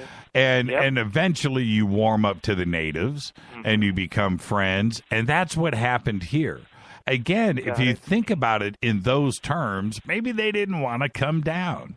Maybe they wanted to go back to their planet and hang out with their family. I don't know. But instead, they get derailed and they're stuck here on planet Earth, and they didn't want to be here. And so that's the part of hostile that I brought up. Yes. You know, they just didn't want to be here. They were told to be here. That's why I brought it up like that. Yeah, so maybe they were just depressed and they were sad, right? They were not really hostile. Right. They didn't want, they just didn't want to cooperate. They didn't want to be here. They wanted to go back, and they were just doing their job. So, hey, Matt, thank you for calling in, my brother, and be safe. And thank you for everything, okay? You know what I'm talking about. Okay? Yes. We'll talk another time. Thanks again. Okay? Thank you, Matt. All right. Thank you. Good night. Good night. That's Matt, or otherwise known as Mate. That's what I'm talking about. All right. The Centers of Disease Control and Prevention issued an unprecedented travel warning last week advising pregnant women and their partners not to travel to a small community just north of downtown Miami. Yeah, where Zika is actively circulating, allegedly. This is the first time the CDC has warned people not to travel to an American neighborhood for fear of catching an infectious disease. And this is according to agency spokesman Tom Skinner. The warning came after 10 additional people in Florida were allegedly found to have been infected with the Zika virus after being bitten by local mosquitoes, bringing to the total the number 14. Well, this summer, Luxembourg became the first country in the world to invest in asteroid mining with a pledge of $223 million in funding for the space mining industry. And before you think I'm making this up, you can go to our Facebook page and read the article. Yet the country thinks that it has more to offer the sector than just money, by the way. It hopes to inject its intellectual capital into the mix. The University of Luxembourg's Interdisciplinary Center for Security, Reliability, and Trust, otherwise known as the SNT, will develop an optical vision system for the company's experimental Prospector X spacecraft. In addition to its optical vision system for deep space industries, the group is developing other technology tailored to mining asteroids, but it is not specifically for the Deep Space Initiative. I am not making that up. You got to check out the pictures, too, of their spacecraft that they are designing. This is Fade to Black. I want to thank Len Kasten. Come hang out with Len and I and everybody else, and Rita, of course, up at the Awareness Life Expo later on this week in Sacramento, California. Information over at jimmychurchradio.com. Fade to Black's executive producers, Rita Kamarian. Show is produced by Hilton J. Paul, Mark D. Kovar, LJ3, Renee, Mark Dunbar, Jonas. Thank you, Dennis. Thank you, Bob. Announcers are Steve Harder, Gene Vito, and Mark D. Kovar. Fady by Dale. Webmasters, the one and only Drew the Geek. Music, Doug Aldrich. Intro, Spaceboy, spaceboymusic.com. Fade to Black is produced by KJCR for the Game Changer Network. Syndication, KGRA, The Planet. Thank you, Len Kasten, and to everybody that called in tonight. This broadcast is owned and copyrighted 2016 by Fade to Black and the Game Changer Network. It cannot be rebroadcast, downloaded, copied, or used anywhere in the known universe without written permission from Fade to Black or the Game Changer Network. I'm your host, Jimmy Church. Follow me on Twitter at JChurchRadio. Until tomorrow night, Richard Dolan, Brett Lawler, right here. Be safe. Go Beckley Tepe.